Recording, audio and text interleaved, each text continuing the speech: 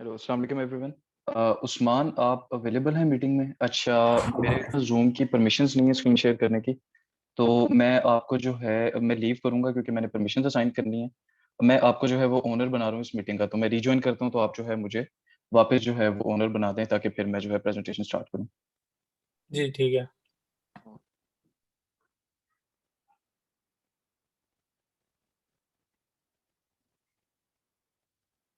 ठीक है, I think screen share हो गई है, मुझे बताइए स्क्रीन शेयर्ड है? जी, जी, हो गया। बस बेहतरीन। अच्छा, welcome everyone to the session of version control system and git. Basically start करते हैं हम, क्योंकि 4 पीएम जो है वो स्टार्टिंग टाइम है। और थोड़ा सा पहले बात कर लेते हैं कि इस सेशन का पर्पस क्या है और आपको कोई सेशन से क्या जो है वो हासिल होगा। बेसिकली आज जो उसको हम स्टडी करने जा रहे हैं। अच्छा, डेवलपर्स की लाइफ में बहुत सारी सिचुएशंस होती हैं जिसमें हमें fast delivery, efficiency and speed का जो है ना वो दिखाना होता है। तो वर्जन कंट्रोल सिस्टम और गिट जो है वो डेवलपर की ज़िंदगी आसान करने के लिए बनाए गए हैं। और इनको यूज़ करके जो है हम अपने प्रोजेक्ट्स की डिलीवरीज़ को फास्ट कर सकते हैं, कोलैबोरेशन कर सकते हैं और बहुत सारी चीज़ें जो हमें प्रॉब्लम्स शुरू से आती रही हैं उनको हम रिज़ॉल्व कर सकते हैं। तो प्रेज़ेंटेशन स्टार्ट करते हैं। First of all let's talk about the contents of the presentation. इसमें हम सबसे पहले वीसीएस के बारे में बात करेंगे। VCS is virtual control system. इसके बाद फिर हम गिट की तरफ मूव करेंगे, फिर हम एक छोटा सा डेमो प्रोजेक्ट जो है वो बनाएंगे एंड उसके ऊपर थोड़ी सी गिट की कमांड्स रन करके देखेंगे कि गिट से किस तरह जो है हम फायदा उठा सकते हैं और किस तरह जो है अपने कोड को कमिट कर सकते हैं, किस तरह अपने कोड को यूज कर सकते हैं, दूसरे डेप्स तक किस तरह जो है हमको अपना कोड डिलीवर कर सकते हैं। और उसके बाद फिर फाइनलाइज़ करते वक़्त मैं आपको कुछ वेबसाइट्स, कुछ आर्टिकल्स वगैरह बताऊँगा जिसके अंदर आप अपनी ट्रेनिंग को जो है मज़ीद इम्प्रूव कर सकते हैं। सो स्टार्ट करते हैं। सबसे पहले बात करेंगे वर्ज़न कंट्रोल सिस्टम में। बहुत सारी ऐसी स्टेट्स आप लोगों के पास आती होंगी जिसमें आपने एक कोड आपने डिप्लॉय कर दिया एंड कोड डिप्लॉय करने के बाद आपको जो है वो रियलाइज़ होता है कि आपने कोड के अंदर कुछ ऐसी मिस्टेक कर दी है जिसको हमने रिज़ॉल्व करना है। तो अब वो मिस्टेक क्या है, वो कहाँ से आपको पता चलेगा, इस तरह का कोई ट्रैक रिकॉर्ड नहीं होता। इसी तरह आपने प्रोडक्ट के मल्टीपल वर्जन्स अपडेट रखने हैं, ठीक है? आप एक वर्जन लॉन्च करते हैं, क्लाइंट आपसे कहता है कि एक नया वर्जन अब लॉन्च कर दो जिसमें ये चेंजेस कर दो। वो पूरी ट्रैक हिस्ट्री आपके पास नहीं होती। या तो आपने वो कहीं पे लिखी होगी या आपकी मेमोरी के अंदर वो होगी, कहीं न कहीं आपने उसको याद रखा होगा। तो उस चीज़ का पूरा ट्रैक रिकॉर्ड रखने के लिए वर्जन कंट्रोल सिस्टम यूज़ किया जाता है। इसी तरह किस बंदे ने कोड पे क्या-क्या काम किया, कब किया, उसके अंदर क्या-क्या चेंजेस की, उस काम का मकसद क्या था, वो काम कैसे हुआ, ये ईच एंड एवरीथिंग जो है वर्जन कंट्रोल सिस्टम हमें इनेबल करता है कि हम इसको जो है वो रख सकें। अच्छा, इसी तरह आपके पास एक पीस ऑफ कोड है जो कि आपने किया है और 3 साल से आप उस पे सपोज़ काम कर रहे हैं। आपको रियलाइज़ होता है कि आपको एक पीस ऑफ कोड चाहिए जो कि साल पहले आपने किसी जगह पे यूज़ किया था। तो किस तरह वो कोड जो है आप निकाल सकते हैं? अगर आप वीसीएस या अगर आप कोई ट्रैक हिस्ट्री नहीं यूज़ कर रहे, तो ऑब्वियसली आपको वो कोड अपडेट हो चुका है। आप किसी भी तरीके से वो चीज़ वापस नहीं लेके आ सकते।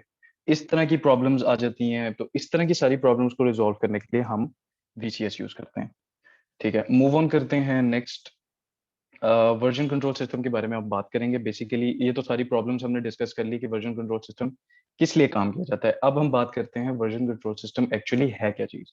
It is simply a revision control और सोर्स कोड मैनेजमेंट। आपका सारे का सारा सोर्स कोड जिस पे आप डेवलपमेंट कर रहे हैं, उसको मैनेज करने के लिए वर्जन कंट्रोल सिस्टम बनाया गया है। बेसिकली अब मैं आपको थोड़ा-सा इसका आर्किटेक्चर लेवल पे जो है ना वो समझा देता हूँ कि एक्चुअली काम किस तरह होता है। आपके पास रिपॉजिटरीज़ की शक्ल में आपके प्रोजेक्ट्स जो हैं वो किसी सिस्टम के ऊपर बना दिए जाते हैं, ठीक है? मतलब एक लेजर है, आप एक समझ लें एक ब्लैक बोर्ड है, एक जगह पे लगा हुआ है और उस ब्लैक बोर्ड के ऊपर वो आपका सोर्स कोड है सारा, वो आपका एप्लीकेशन का मेन फ्रेम है, वो आपके एप्लीकेशन का कह लें सारा कुछ जो भी एप्लीकेशन पे काम हो रहा है, वो सारा उस लेजर के ऊपर सेव होना है। अब वो जो लेजर है, उस लेजर को मल्टीपल लोग जो है एक वक़्त में यूज़ कर रहे होंगे। मल्टीपल लोग एक वक़्त में उसको यूज़ कर रहे होंगे एंड उस लेजर पे जो है हर बंदा आके अपना कुछ ना कुछ लिख के वापस चला जाएगा। लेजर वहाँ का वहाँ ही पड़ा होगा, लेकिन हर बंदा जो है उसको यूज़ कर रहा होगा। अब वो जो लेजर है वो आपका एक्सेसिबल हो जाता है जिस-जिस एंटिटी को आपने उस लेजर की एक्सेस दी होती है। उस लेजर को हम नाम दे देते हैं रिपॉजिटरी का, जैसे यहाँ पे सर्वर रिपॉजिटरी है। सर्वर रिपॉजिटरी लेजर आपका प्रोजेक्ट है ठीक है, और उसके साथ जो जो जिसने उस ब्लैक बोर्ड के ऊपर या व्हाइट बोर्ड के ऊपर आके कुछ लिखना है उसको सिस्टम ए और सिस्टम बी कह देते हैं। और सिस्टम ए आता है और वो अपना काम कुछ लिख के चला जाता है, सिस्टम बी आता है, वो कहता है अच्छा सिस्टम ए ने जो ये वाला काम किया इसके अंदर मैंने कुछ चेंज करना है, वो डस्टर से थोड़ा सा वो रिमूव करता है और आराम से जो है वो स्टेटमेंट अपडेट करता है और वापस चला जाता है। सिस्टम ए वापस आता है, वो कहता है अच्छा जो उसने काम किया वो ठीक किया, लेकिन इसके ऊपर एक और चीज मैंने बिल्ड करनी है, तो ये मैं बिल्ड कर देता हूँ। अच्छा, इसी तरह एक वक्त में दो लोग इकट्ठे भी आ सकते हैं उस लेजर के पास, उस ब्लैक बोर्ड के पास। वो दो लोग जब इकट्ठे आएंगे तो ऑब्वियसली फिर जो है वो दोनों एक दूसरे से मशवरा करेंगे कि अच्छा तुम क्या लेके आए हो, मैं क्या लेके आया हूँ। वो दोनों का मशवरा जो है वो जिस नतीजे पे भी पहुंचेगा लेजर पे वो चीज लिखी जाएगी। तो वर्जन कंट्रोल सिस्टम भी कुछ इसी तरह आपका जो है ना वो काम कर रहा होता है। Ledger is your repository, is your code base. System ए यानी कि यूजर ए जो है वो अपना कुछ ना कुछ कोड कमिट करके उसके ऊपर रखता है लेजर के ऊपर। सिस्टम बी भी अपना कुछ ना कुछ कोड जो है वो कर रहा होता है। अब इसमें फायदा क्या हुआ कि सपोज एक सिस्टम है और उसके अंदर दो मॉड्यूल्स हैं, तो एक डेवलपर को आपने एक मॉड्यूल की असाइनमेंट कर दी, सेकंड डेवलपर को आपने दूसरे मॉड्यूल की असाइनमेंट कर दी। अब एक मॉड्यूल पे काम जारी है, दूसरे मॉड्यूल पे भी काम जारी है। इसी तरह कुछ केसेस हमारे पास ऐसे आ जाते हैं जब एक मॉड्यूल पे मल्टीपल डेवलपर्स काम कर रहे होते हैं। मतलब एक डेवलपर को मैंने कहा कि ठीक है इस मॉड्यूल का जो पार्ट ए है वो आप टेकअप कर लें, इस मॉड्यूल का जो पार्ट बी है वो आप टेकअप कर लें। तो अब जो वो दो डेवलपर जब आपस में एक साथ सिस्टम के ऊपर कुछ रखने की कोशिश करेंगे, तो वहां पे जो है वो मशवरा करना पड़ेगा। उस मशवरे को हम कन्फ्लिक्ट्स कहते हैं। तो उन कन्फ्लिक्ट्स को बेसिकली कोड बेस में कैसे रिजॉल्व करना है, क्या चीज है, वो जब आप गिट को एक डेमो प्रोजेक्ट के थ्रू चलाएंगे या अपने प्रोजेक्ट में गिट इस्तेमाल करना शुरू करेंगे, तब आपको रियलाइज होगा कि वो बेसिकली क्या चीज है जिसके बारे में मैं समझाने की कोशिश कर रहा हूँ। अच्छा, ये तो आपका हो गया सोर्स कोड मैनेजमेंट। इसमें अब हम बात करते हैं वीसीएस, थोड़ी टेक्निकल टर्म्स की बात कर लेते हैं। वीसीएस हमारे पास दो किस्म के होते हैं, one is centralized and one is distributed. अच्छा, centralized is very simple concept. Centralized is like एक ब्लैक बोर्ड है और मुख्तलिफ यूजर हैं और उस ब्लैक बोर्ड पे आके लोग लिख रहे हैं, उस रिपोजिटरी के ऊपर अपना कोड रखते जा रहे हैं और सारे उसको यूज कर रहे हैं। रिगार्डलेस ऑफ कि वो रिपोजिटरी आपके पास पब्लिक हो या प्राइवेट हो, वो एक अलग कॉन्सेप्ट है जिसको हम आगे जाके डिस्कस करेंगे। तो सेंट्रलाइज्ड इज दिस कि एक जगह पे एक सर्वर की रिपोजिटरी पड़ी हुई है और हर बंदा उसी के ऊपर आके जो है वो अपना काम कर रहा है। अच्छा, अब वीसीएस हमें डिस्ट्रीब्यूटेड सर्वर रिपोजिटरीज भी देता है। डिस्ट्रीब्यूटेड का मतलब ये है एक्चुअली कि आपके पास एक रिपोजिटरी को फोर्क करके दूसरी रिपोजिटरी बना लेना, जो कि बेसिकली एक ब्लैक बोर्ड है, ठीक है। वो मेजर ब्लैक बोर्ड है, ठीक है। उसके आगे मैंने क्या किया, उस ब्लैक बोर्ड की एक कॉपी बनाई, एक और ब्लैक बोर्ड पकड़ा और उस ब्लैक बोर्ड से सारा कुछ उठा के जो है मैंने राइट कर दिया न्यू ब्लैक बोर्ड पे, और वो ब्लैक बोर्ड मैंने एक क्लास को दे दिया। इसी तरह उसी तरह का एक और ब्लैक बोर्ड मैंने उठाया और वो दूसरी क्लास को दे दिया। जो उसके ऊपर कंटेंट्स लिखे हुए हैं वो सेम जो हैं वही ब्लैक बोर्ड वाले हैं, जो कि दूसरे जो ब्लैक बोर्ड हमने बनाए हैं उसके ऊपर लिखे हुए हैं। मतलब मेन रिपोजिटरी आपकी अलग हो गई और डिफरेंट रिपोजिटरीज आपको अलग हो गई, ठीक है। अब जो लोगों ने काम करना है उन्होंने मेन रिपोजिटरी से कम्युनिकेट नहीं करना, उन्होंने अपने अपने ब्लैक बोर्ड से कम्युनिकेट करना है। टीम ए है तो वो अपनी रिपोजिटरी पे काम कर रही है, टीम बी है तो वो अपनी रिपोजिटरी पे काम कर रही है। एट द एंड हम वो सारी रिपोजिटरीज मर्ज करके मेन जो ब्लैक बोर्ड हमारा था, मेन जो हमारा लेजर था, मेन जो हमारी रिपोजिटरी थी, उसको हम दे सकते हैं। एंड देन वो जो है वो जब उसमें मर्ज हो जाता है तो आपका पूरे का पूरा सिस्टम अपडेट हो जाता है। अब डिपेंड करता है ऑन योर प्रोजेक्ट कि आप सेंट्रलाइज्ड यूज करते हैं या डिस्ट्रीब्यूटेड यूज करते हैं। डिस्ट्रीब्यूटेड मोस्ट केसेस में आप ऐसे समझ लें कि एक पैकेज है, एक फुटप्रिंट है जो कि बना के रख दिया गया है, और आपने उस फुटप्रिंट को उठा के उसके ऊपर अपनी कोई चीज बिल्ड करनी है या उस फुटप्रिंट में से कुछ चेंज करना है, तो आप मेन रिपोजिटरी को नहीं छेड़ेंगे, मेन ब्लैक बोर्ड पे जो लिखा हुआ है उसको नहीं छेड़ेंगे। आप उससे अपना ब्लैक बोर्ड एक लेके आएंगे, उसके ऊपर चीजें लिखेंगे और जनाब उसको आप यूज करके बेहतरीन तरीके से जो है इंप्लीमेंट करके उसको यूज करेंगे। मेन जो आपका फुटप्रिंट है वो वैसे का वैसे ही रहेगा। तो that is concept of distributed and centralised version control systems. Move on करते हैं वर्जन कंट्रोल सिस्टम से नेक्स्ट।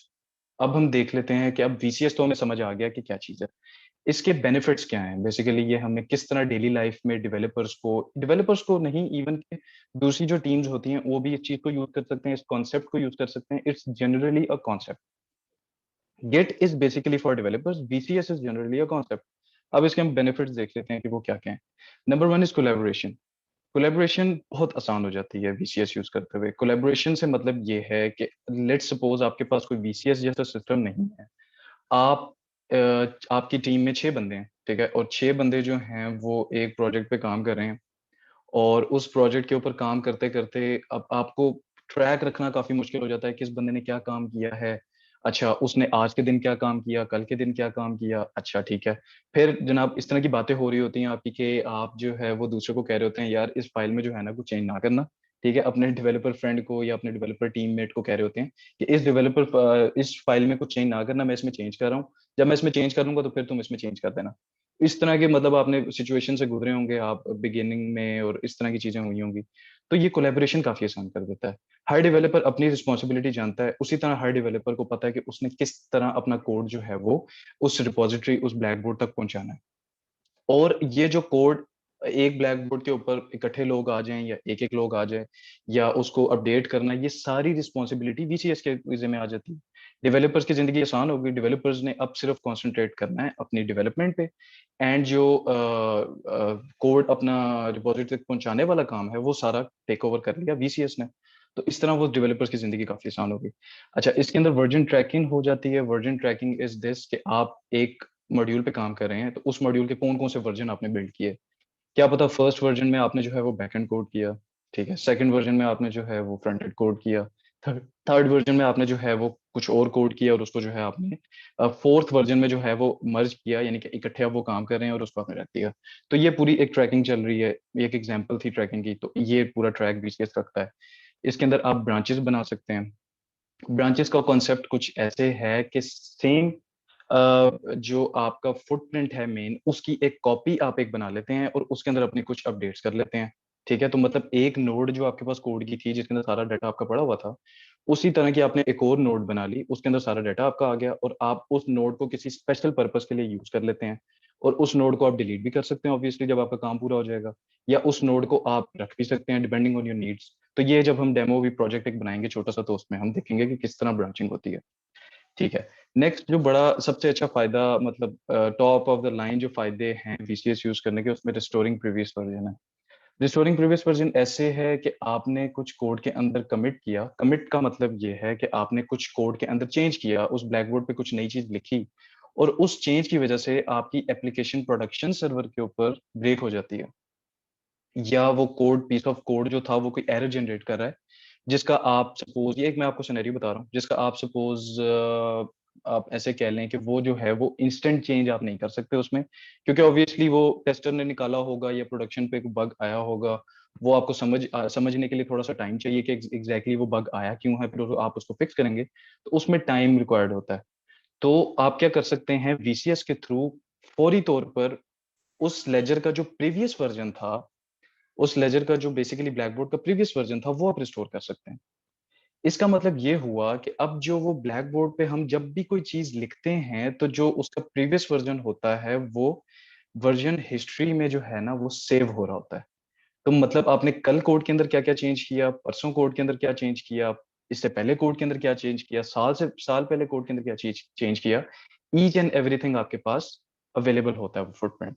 मतलब आपके पास कंप्लीट ट्रैकिंग हो रही है। ये एग्ज़ाम्पल आपने देखी होगी मोस्ट प्रोबेबली गूगल डॉक्स के अंदर या गूगल शीट्स के अंदर या गूगल स्लाइड्स के अंदर।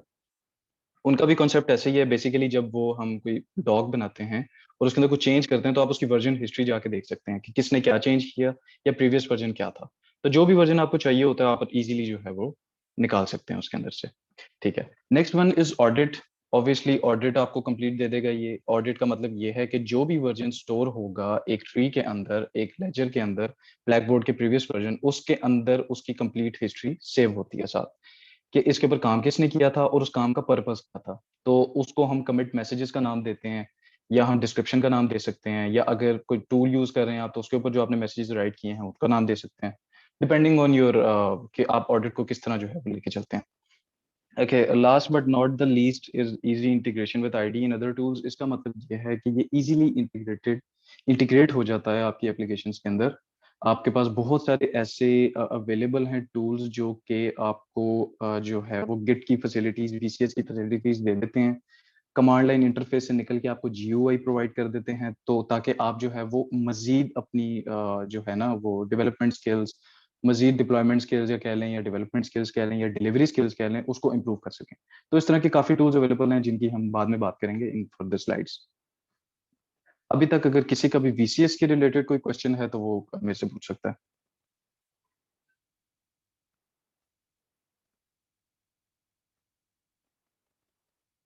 ठीक है, आई थिंक कंटिन्यू करना चाहिए।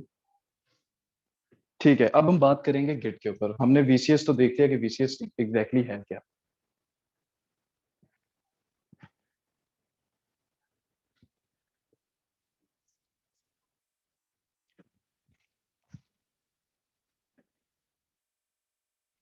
ठीक है, बात करते हैं गिट की। गिट बेसिकली एक free and open source VCS है, जो कि हमें डिस्ट्रीब्यूटेड फैसिलिटी भी प्रोवाइड करता है और सेंट्रलाइज भी प्रोवाइड करता है। तो गिट को यूज करके हम जो है अपने प्रोजेक्ट्स की डिप्लॉयमेंट, अपने प्रोजेक्ट्स को मेंटेन, अपने प्रोजेक्ट्स को मैनेज कर रहे होते हैं। अब हम देखते हैं गिट जो है वो कैसे हमें हेल्प करता है। अच्छा, गिट पहली बात तो काफी फास्ट है, एफिशिएंट है, सिक्योर है। हर किस्म के प्रोजेक्ट्स के लिए बनाया गया है, मतलब हर किस्म का प्रोजेक्ट जो है आप इसके ऊपर मैनेज कर सकते हैं, जिसके अंदर आपको कोई भी प्रॉब्लम नहीं होगी। मतलब आपकी बहुत ज्यादा कोड बेस बड़ा है या स्मॉल है, आपको प्रॉब्लम नहीं होने वाली। तो गिट को यूज करने के लिए काफी कंपनीज ने जो है वो अपने प्लेटफॉर्म्स बनाए हैं, जिसमें गिट हब आ जाता है, गिट लैब आ जाता है, बिट बकेट आ जाता है, जो कि आपके प्रोजेक्ट की मैनेजमेंट मजीद आसान करते हैं। मजीद आसान ऐसे करते हैं कि ये आपको वो VCS प्रोवाइड करते हैं जिसके थ्रू आप अपनी कोड की डिप्लॉयमेंट करते हैं। अब इसके अंदर एक टेक्निकली ये रिपोजिटरी मैनेजमेंट सिस्टम्स हैं, जो कि आपको ऐसे टूल्स दे देते हैं कि आपके गिट यूज करते हुए आपका जो है मजीद कोडिंग स्किल्स जो है ना वो इम्प्रूव हो सकती हैं। मतलब ये आपको GUI दे देंगे, GUI के साथ आपको जो है कंप्लीट हिस्ट्री आपको दिखा रहे होंगे। अगर आपने कभी गिटहब यूज किया हो तो गिटहब के ऊपर जाके आप कमिट हिस्ट्री देख रहे हो, तो ये ईच लाइन बाय लाइन आपको बताते हैं कि किस जगह पे क्या चेंज हुआ, किस तरह चेंज हुआ।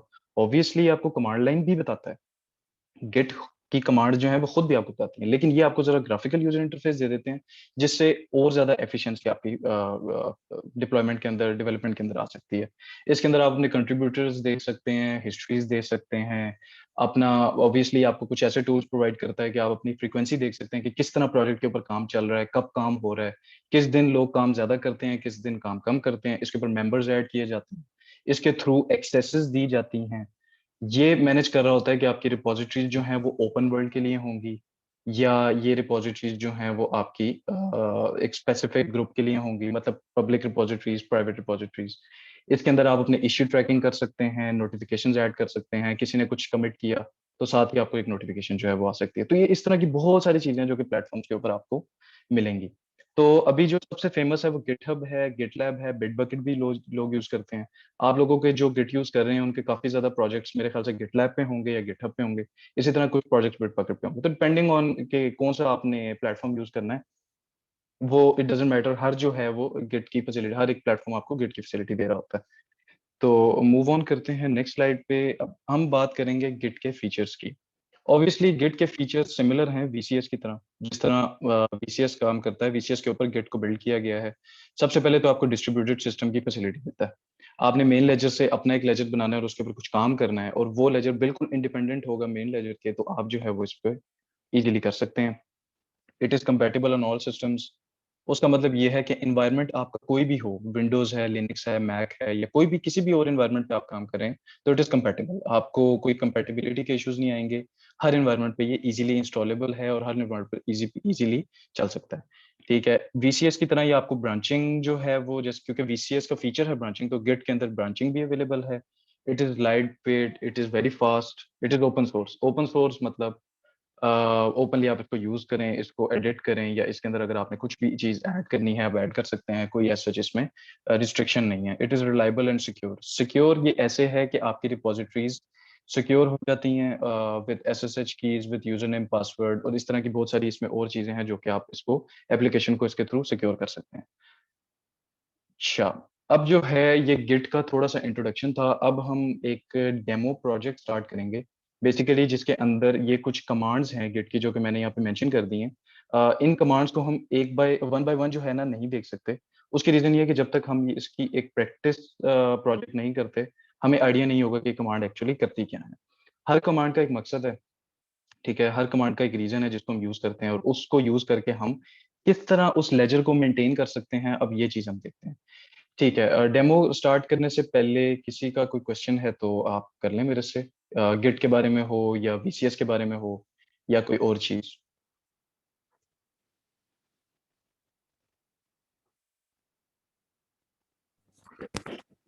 जी ऑल गुड सो एक फार। जी, जी। क्वेश्चन है मेरा। जी, जी। अच्छा, क्वेश्चन ये है कि मतलब जिस तरीके से भी आपने बताया था कि एक डिस्ट्रीब्यूटेड जो कॉन्सेप्ट है हुँ, हुँ। उसमें मतलब हमारा जो मेन रेपोजिटरी है वो तो एक सेपरेट इंडिपेंडेंट, मतलब कि एक वो एक मेन रेपोजिटरी पड़ी हुई है, फिर उससे हम डिस्ट्रीब्यूटेड रेपोजिटरीज बना देते हैं। लाइक हुँ, मतलब मैं हुँ। अपने लिए अलग रेपोजिटरी, उसको हम ब्रांच भी कह सकते हैं, है ना? नहीं, नहीं, ब्रांच जो है वो आप समझ लें वो जो मेन लेजर है ना, अब बेसिकली जिस रिपॉजिटरी के अंदर आप काम कर रहे हैं, ब्रांचेस उस रिपॉजिटरी के साथ लिंक होती हैं।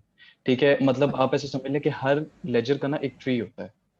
एक ट्री ठीक है। है, ठीक है? जो उसकी मेन नोड है वो उसकी मेन ब्रांच होगी, ठीक है? सही उस सही सही नोड से निकलती हैं मज़ीद नोड्स जो कि आपकी ब्रांचेस कहलाती हैं।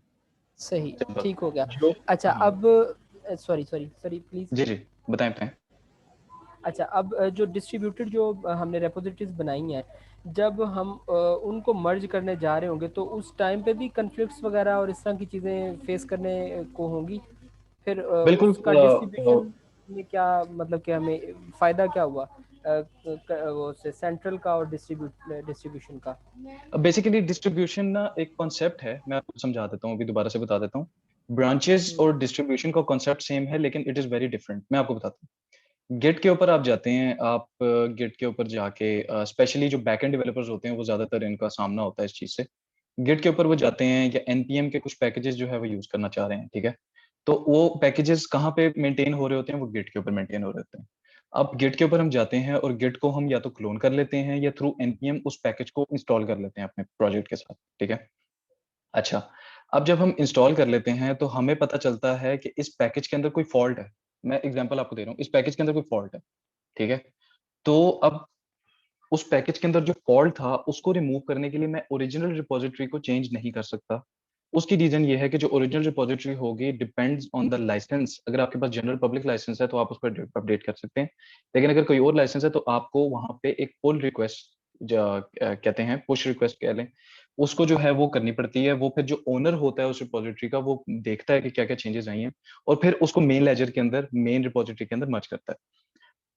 अच्छा, अब आप इस सारे हेक्टिक काम से बचने के लिए सिंपल क्या कर सकते हैं कि उसी की रिपॉज़िटरी उठाएँ और उस रिपॉज़िटरी को अपने गिटहब के प्रोफ़ाइल के अंदर या अपने गिटलैब के प्रोफ़ाइल के अंदर रख लें और उसको अपने लिए मॉडिफ़ाई करें अगर उसका लाइसेंस आपको अलाउ करता है एडिट करने के लिए, ठीक है? तो आप उसको जो है एडिट करके यूज़ करें। आपका अब मेन रिपॉज़िटरी से ताल्लुक खत्म हो गया, आपने उससे डिस्ट्रीब्यूशन कर ली, अलग जगह पे रख ली और उसको यूज़ कर लिया। तो डिस्ट्रीब्यूशन का कॉन्सेप्ट ये है।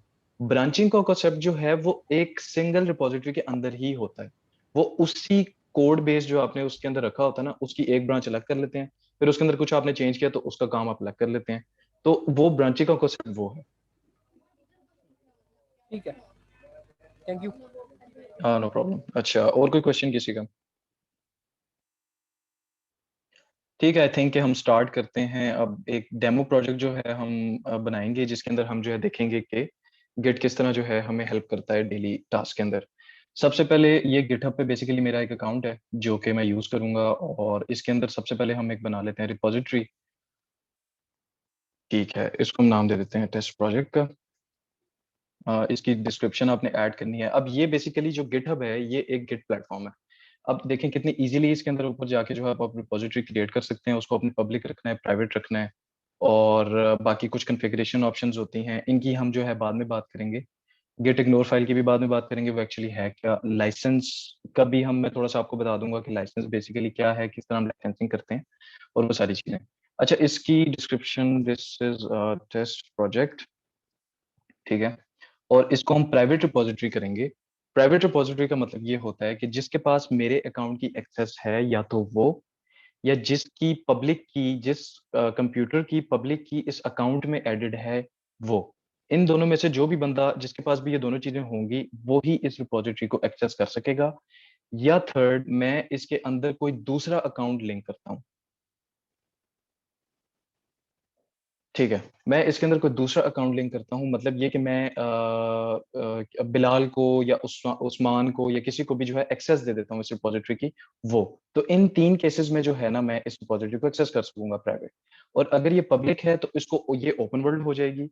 कोई भी इसके अंदर जो है वो इसको यूज कर सकता है, लेकिन मैं फिर भी लिमिट कर सकता हूँ कि इसके अंदर चेंजेस कौन कर सकता है। रीड इसको हर कोई कर पाएगा, चेंजेस करते हुए मैं इसको लिमिट कर सकता हूँ।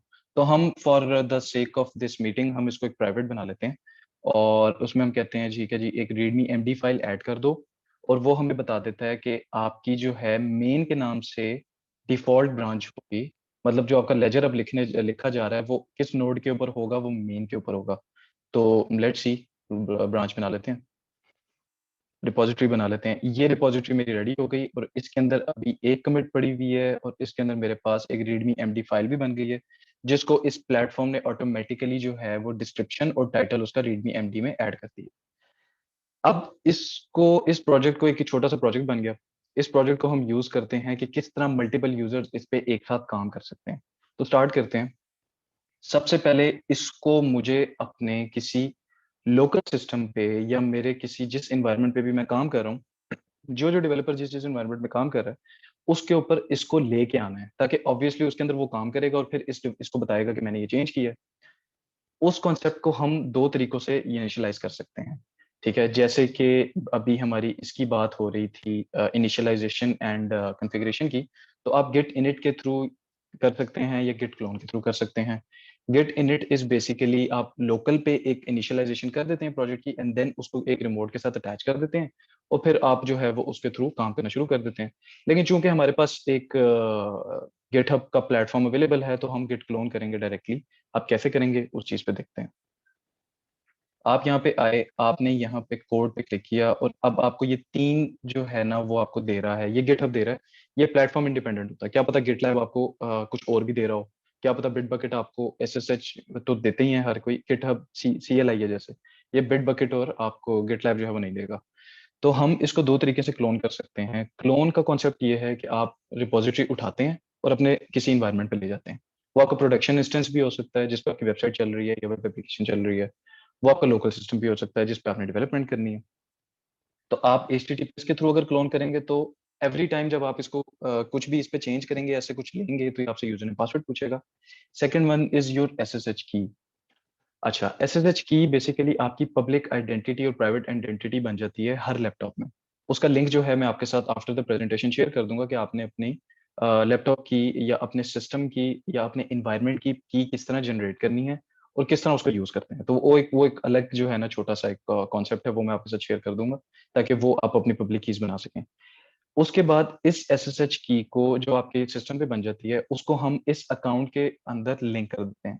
मतलब इसकी सेटिंग्स में जाके मैं SSH की रख दूंगा, एंड देन उस SSH की से जो है मैं अपना रिपॉजिटरी को इजीली एक्सेस कर पाऊंगा। हर बार मुझे HTTPS मेथड के जरिए जो यूजर नेम पासवर्ड देना पड़ना था, वो SSH से ऑटोमेटिकली फिक्स हो जाएगा, और SSH जो है ऑटोमेटिकली ऑथेंटिकेशन प्रोसेस जो है वो मेरा इजी कर देगी।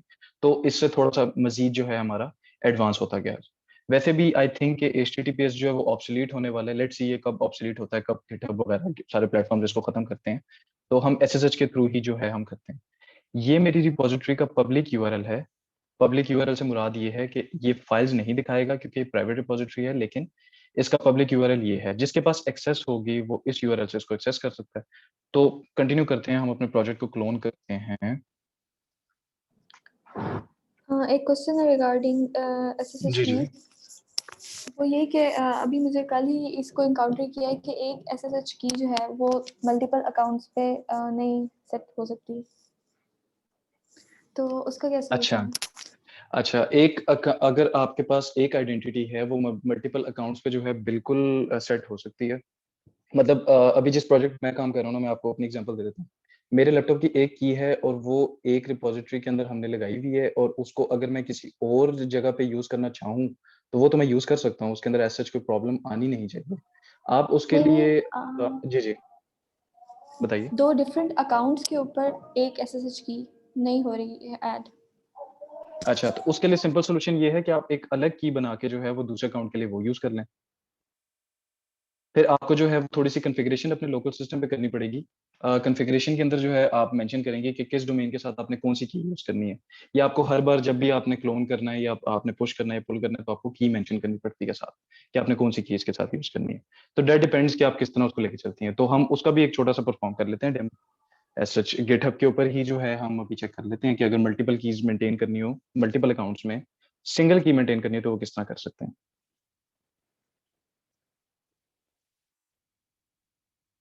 अच्छा, हम कंटिन्यू करते हैं। सबसे पहले हम एक, ठीक है, I am on my desktop और यहाँ पे जो है हम एक फोल्डर बना लेते हैं।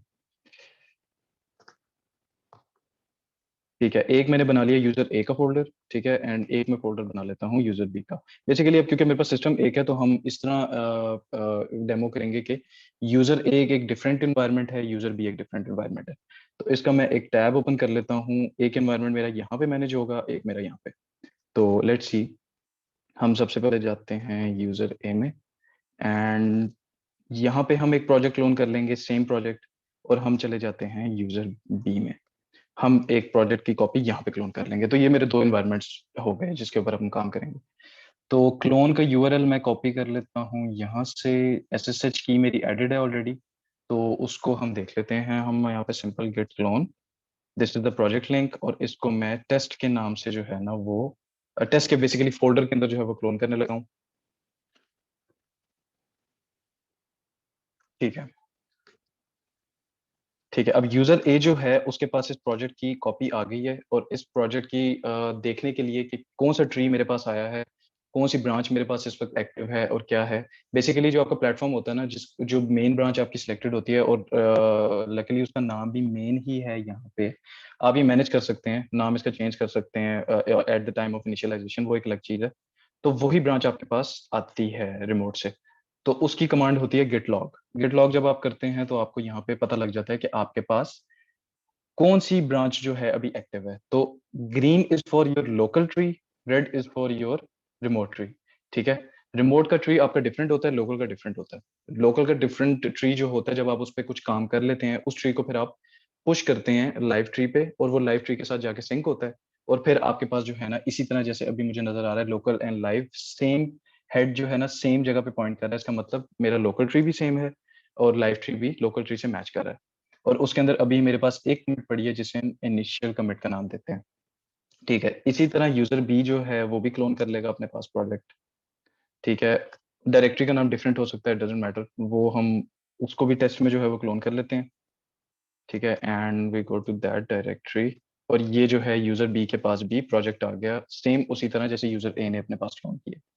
ठीक है, अब ये रिपॉजिटरी यूज होगी फॉर योर कोड बेस। आप इस पे कोड बेस रखेंगे, ठीक है, और यूजर ए अपना काम करके इस पे पुश कर रहा होगा, यूजर बी अपना काम करके, इसी तरह यूजर सी भी होगा। इसी तरह आपका एक लाइव सर्वर भी होगा जिसपे वो कोड जाके डिप्लॉय होता है।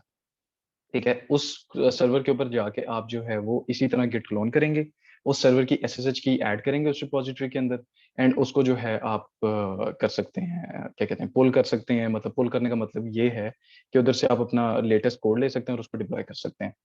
तो अब यूजर ए को मैंने टास्क दे दिया कि जी रीडमी एमडी फाइल जो है ना वो आपने अपडेट करनी है। ठीक है, तो यूजर ए क्या करता है कि वो रीडमी एमडी फाइल जो इस प्रोजेक्ट के अंदर ऑलरेडी बनी हुई है, ठीक है, उसको अपडेट करता है। ठीक है, अब ये देखें, ये वो बेसिकली जो रीडमी एमडी फाइल में मेरा पड़ा हुआ था। तो लेट्स सी, हमने इसके अंदर एक और सब हेडिंग ऐड करनी है, सब हेडिंग 1, दिस इज टेस्टिंग सब हेडिंग। ठीक है, दिस इज अ टेस्ट, सब हेडिंग कर लेते हैं इसको। ठीक है, तो इसने ये जो है कुछ चेंज किया इसके अंदर, और इसको मैं सेव कर देता हूँ। या ऑब्वियसली मैं तो कमांड लाइन के थ्रू कर रहा हूँ, आप किसी टूल के थ्रू भी कर सकते हैं। वीएस कोड है, उस डायरेक्टरी को उसके अंदर रखें और वहां से अपडेट कर लें। तो ऐसा इट डजेंट मैटर कि आप कौन सा टूल यूज करते हैं, हर डेवलपर जो है उसकी अपनी प्रेफरेंस होती है। अच्छा, इस फाइल को मैंने चेंज किया। अब मैंने कुछ इसके ऊपर चेंजेस कर ली। अब गिट की कुछ कमांड्स हैं जो कि हमें हिस्ट्री बता रही होती हैं कि हम किस तरह बेसिकली हमने क्या क्या चेंज किया या क्या क्या डिफरेंसेस थे पिछली कमिट से हमारे पास। तो उसको देखने के लिए हमारे पास दो कमांड्स होती हैं। एक हमारे पास होता है गिट स्टेटस, जिसमें हम देख लेते हैं कि हमारे पास कौन कौन सी फाइल्स अपडेट हुई हैं। इसको इसने मुझे बता दिया कि जी आपने एक फाइल मॉडिफाई की है विच इज readme.md। ठीक है, और एक मेरे पास कमांड होती है गेट डिफरेंस, गेट DIFF। ये आपको बताता है, हर फाइल का बता देता है कि एग्जैक्टली कौन सी फाइल चेंज हुई है। तो अगर मैं गेट डिफरेंस करूंगा तो ये मुझे बताएगा कि रीडमी एमडी फाइल में ये टेक्स्ट ऐड हुआ है, ये वाला। ठीक है, अच्छा, अगर सपोज मैं दोबारा से रेडमी ओपन करता हूँ और मैं जो है this is a test project और यहाँ पे जो है वो एक सपोज इस लाइन को अपडेट करता हूँ जो कि ऑलरेडी एडिट थी, कोई न्यू चीज मैंने ऐड नहीं की, मैंने अपडेट किया, तो देन देखते हैं गिट डिफरेंस किस तरह हमें हेल्प आउट करेगा। ठीक है, यहाँ पे आप देखेंगे तो गिट डिफरेंस में आपको पता चलेगा कि आपके पास जो this is the test project की लाइन है वो रिप्लेस हो गई है एक लाइन से। तो ये आपको कंप्लीट जो है ना वो गिट डिफरेंस बता रही होती है कि कहाँ कहाँ पे आपने जो है एग्जैक्टली चेंज किया। काफी अच्छी कमांड है, अगर आप कोई जीयूआई टूल यूज नहीं करते तो आप गेट डिफरेंस के थ्रू देख सकते हैं कि आपके पास क्या क्या डिफरेंसेस हैं। ठीक है, अब इसने यहाँ पे चेंज कर दी और in the mean while second developer को जो यूजर बी था उसको मैंने कहा कि तुम जो है ना एक सर्वर की फाइल स्टार्ट करो, एक index.js या जिस लैंग्वेज में भी आप काम कर रहे हैं या जो भी आपका टास्क है वो टास्क करो और उसको जो है मुझे करके दो। तो सपोज उसका टास्क था कि उसने एक इंडेक्स जेएस बनानी है और उस पर एक कंसोल लॉग लें, सिंपल। तो हम यहाँ पे एक फाइल क्रिएट कर लेते हैं index.js के नाम से। ठीक है, इस फाइल को हम ओपन करते हैं एंड यहाँ पे जो है हम एक कंसोल लॉग सिंपल लगा देते हैं, कंसोल लॉग। ठीक है, इसके अंदर हम लिख देते हैं हेलो वर्ल्ड। ये ठीक है, और ये इसको हम सेव कर देते हैं। अब इसने जो है एक फाइल बना ली और उसने index.js को उसको नाम दे दिया। इसी तरह मैं यहाँ पे जो डेवलपर होगा वो चेक करेगा कि उसने क्या क्या चेंजेस किए हैं before pushing on to that ledger, उस लेजर को देने से पहले। तो जब मैं गिट स्टेटस करता हूँ तो यहाँ पे मुझे पता चलता है कि मेरे पास एक फाइल क्रिएट हुई है। अच्छा, अब हर डेवलपर अपना अपना काम कर रहा है, अब हर डेवलपर ने अपना काम पूरा कर लिया या किसी डेवलपर ने पहले कर लिया, वो उस लेजर तक किस तरह पहुंचाएगा, वो उस रिपोजिटरी तक कोड को किस तरह पहुंचाएगा। उसके लिए हमारे पास दो कमांड्स यूज होती हैं, तीन बेसिकली कमांड्स यूज होती हैं। That is one is adding your files. आप सबसे पहले बताते हैं कि आपने कौन कौन सी फाइल जो है वो लेजर को देनी है। उसके बाद आप उसका एक मैसेज सेट करके उसको कमिट करते हैं। कमिट का मतलब ये होता है कि आपकी वर्जन हिस्ट्री में एक हिस्ट्री आइटम सेव हो जाएगा। उसके अंदर आपका नाम होगा, उसके अंदर आपका ईमेल आईडी होगा, जो भी आपने सेट किया होगा वो भी मैं आपको बता देता हूँ, और वो जो है एक हिस्ट्री आइटम सेव हो जाएगा। एंड देन फिर वो हिस्ट्री आइटम जो एक कमिट जिसको हम कहते हैं वो जो है आप पुश कर देते हैं लाइव ट्री पे, प्रोडक्शन के ट्री पे, या आप कह लें जो रिपोजिटरी जो पड़ी है ना आपकी ऑनलाइन उस ट्री पे। तो हम यहाँ पे देखते हैं हमारे पास जो यूजर ए ने चेंजेस की थी वो मॉडिफाई किया था readme.md फाइल को। हम इसको ऐड करते हैं, हम इसको दो तरीके से ऐड कर सकते हैं। अगर मैंने सारी फाइल्स ऐड करनी है तो मैं गेट डॉट लगा के जितनी भी चेंजेस इस वक्त हुई होंगी वो सारी की सारी ऐड कर सकता हूँ। ठीक है, अगर सपोज मैं कुछ फाइल्स ऐड करना चाहता हूँ, मैं सारी कमिट नहीं करना चाहता, तो देन मैं जो है उस फाइल का नाम और पाथ्स मेंशन कर सकता हूँ, मतलब जो भी पाथ उसका होगा। सपोज इस तरह का कोई पाथ बनता है फाइल बी के नाम से या जो भी है, तो उसको मैं इस तरह मेंशन कर सकता हूँ। अभी फिलहाल मैंने सारी फाइल्स ऐड करनी है तो मैं गेट ऑल ऐड ऑल करता हूँ। और अब जब मैं गिट स्टेटस करूंगा तो ये मेरी चेंजेस जो हैं वो कमिट होने के लिए अभी ये रेडी हैं। ठीक है, अ, जब ये ग्रीन में बात आ जाती है तो इसका मतलब ये है कि अब आपके ट्री के ऊपर ये चीज चली गई है, लेकिन आपने इसको वर्जन कंट्रोल हिस्ट्री सिस्टम के अंदर जो है ना, बेसिकली जो ट्री बना हुआ है, बेसिकली जो हिस्ट्री है पूरी उसके अंदर अभी कमिट नहीं किया। उसको कमिट करने के लिए आप सिंपल एक कमांड यूज करते हैं, that is git commit. Slash M एक पैरम है, आपको पता है कि जब आप कंसोल पे काम कर रहे होते हैं तो कुछ पैरामीटर्स होते हैं, हर कमांड के पैरामीटर्स होते हैं, तो आप गेट हेल्प करके जो है ना वो देख सकते हैं। In the end of the presentation में आपको कुछ लिंक्स ऐसे दे दूंगा जिसमें आप गेट की सारी कमांड जो है वो बड़ी इजीली आप देख सकेंगे कि हर कमांड क्या कर रही है, या आपको हेल्प चाहिए कि कौन सी कमांड यूज करनी है इस जगह पे, तो वो भी आपको उस आर्टिकल से जो है वो उस वेबसाइट से जो पता लग सकता है। अच्छा, यहाँ पे मैं गेट कमिट करता हूँ, मैं मैसेज देता हूँ मॉडिफाइड readme.md फाइल। ठीक है, मैंने जब जैसे ही गेट कमिट अपनी एग्जीक्यूट की तो उसने मुझे बता दिया जिसमें एक फाइल चेंज हुई है, 4 इंसर्शंस हुई हैं और 1 डिलीशन हुई है। 1 डिलीशन बेसिकली एक लाइन को हमने अपडेट किया तो वो लाइन डिलीट हुई और उसकी जगह पे एक न्यू ऐड हुई। अब जब यहाँ पे मैं गेट स्टेटस करूंगा तो मेरे पास कोई भी फाइल नहीं आएगी, लेकिन वो मुझे बता देगा कि आपकी लोकल पे एक कमिट ज्यादा है लाइव के ट्री से। यहाँ पे जब मैं गेट लॉग करता हूँ जिस जो मुझे पूरा एक ट्री दे देता है, तो वहां पे मुझे पता चल गया अब मेरी लोकल की बेसिकली, जिस तरह मैंने ग्रीन में बताया था, जो मेरा हेड यहाँ पे पॉइंट कर रहा है मेन पे, लाइव पे मेरा यहाँ पे पॉइंट कर रहा है और लोकल पे यहाँ पे कर रहा है। इसका मतलब लाइव पे जो भी कोड पड़ा हुआ है मेन ब्रांच के अंदर, ये ओरिजिन स्लैश मेन ब्रांच है ना, इसके ऊपर आपके पास ये वाली कमिट है, लोकल पे ये कमिट है। अब इस कमिट को मैंने अपनी मेन रिपोजिटरी जो बेसिकली ये गिटहब के ऊपर सेव है इस तक पहुंचाना है। उसका उसके लिए हम करते हैं गिट पुश।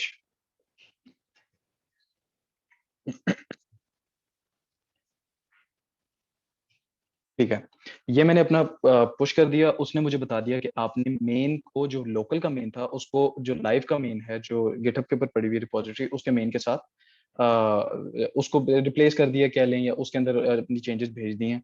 अब जब मैं यहाँ पे गेट लॉग करूंगा तो आपको नजर आएगा कि अब मेरा जो पॉइंट है वो लाइव भी यहीं पे कर रहा है और लोकल भी यहीं पे। इसका मतलब मेरे पास सेम जो है वो रिपोजिटरी की कंडीशन लाइव पे और लोकल पे दोनों पे सेम है।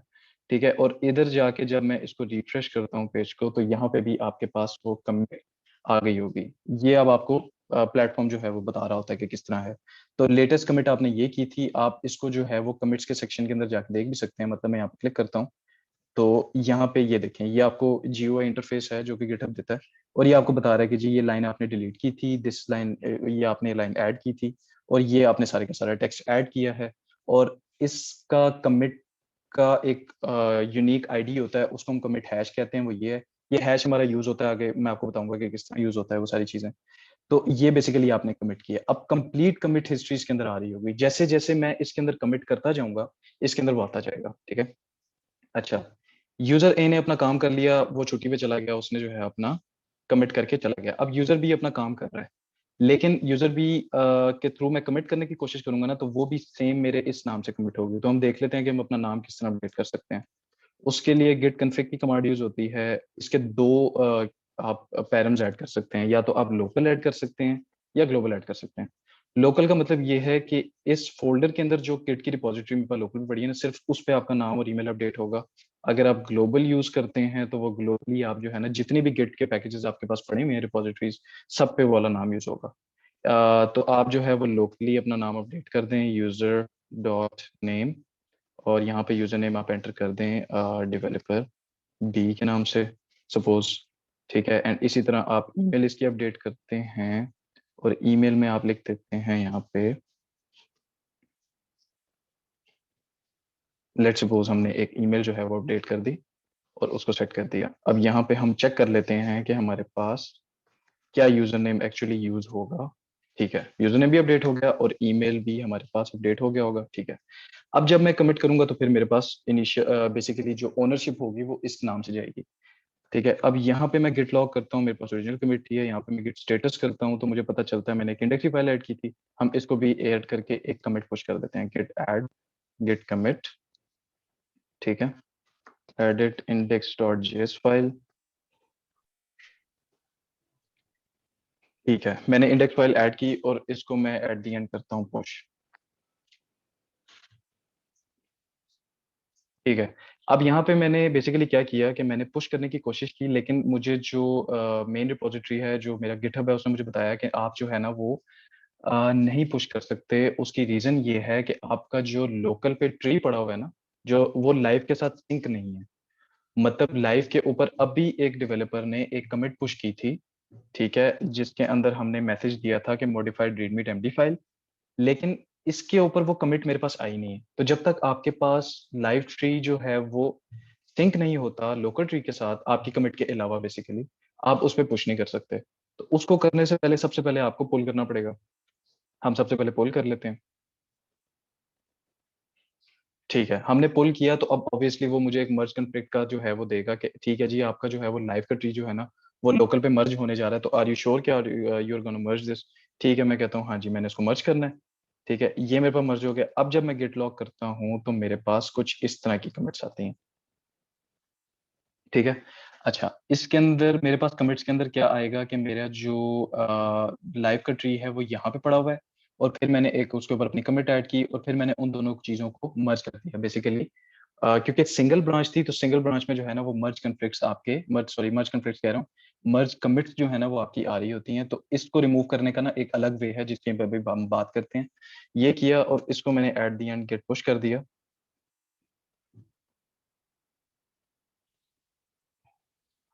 ठीक है, अब जब मैं गिट लॉग करता हूँ तो मेरे पास ये पूरे का पूरा ट्री जो है अपडेट हो चुका है। इसी तरह जब ये डेवलपर कुछ काम करेगा तो सबसे पहले उसको पुल करना पड़ेगा। ये सिनेरियो बेसिकली एक सिंगल ब्रांच के अंदर काम करने के लिए है। अगर आप एक सिंगल ब्रांच के अंदर सारे काम कर रहे हैं तो फिर इस प्रोसेस से आपको गुजरना पड़ेगा।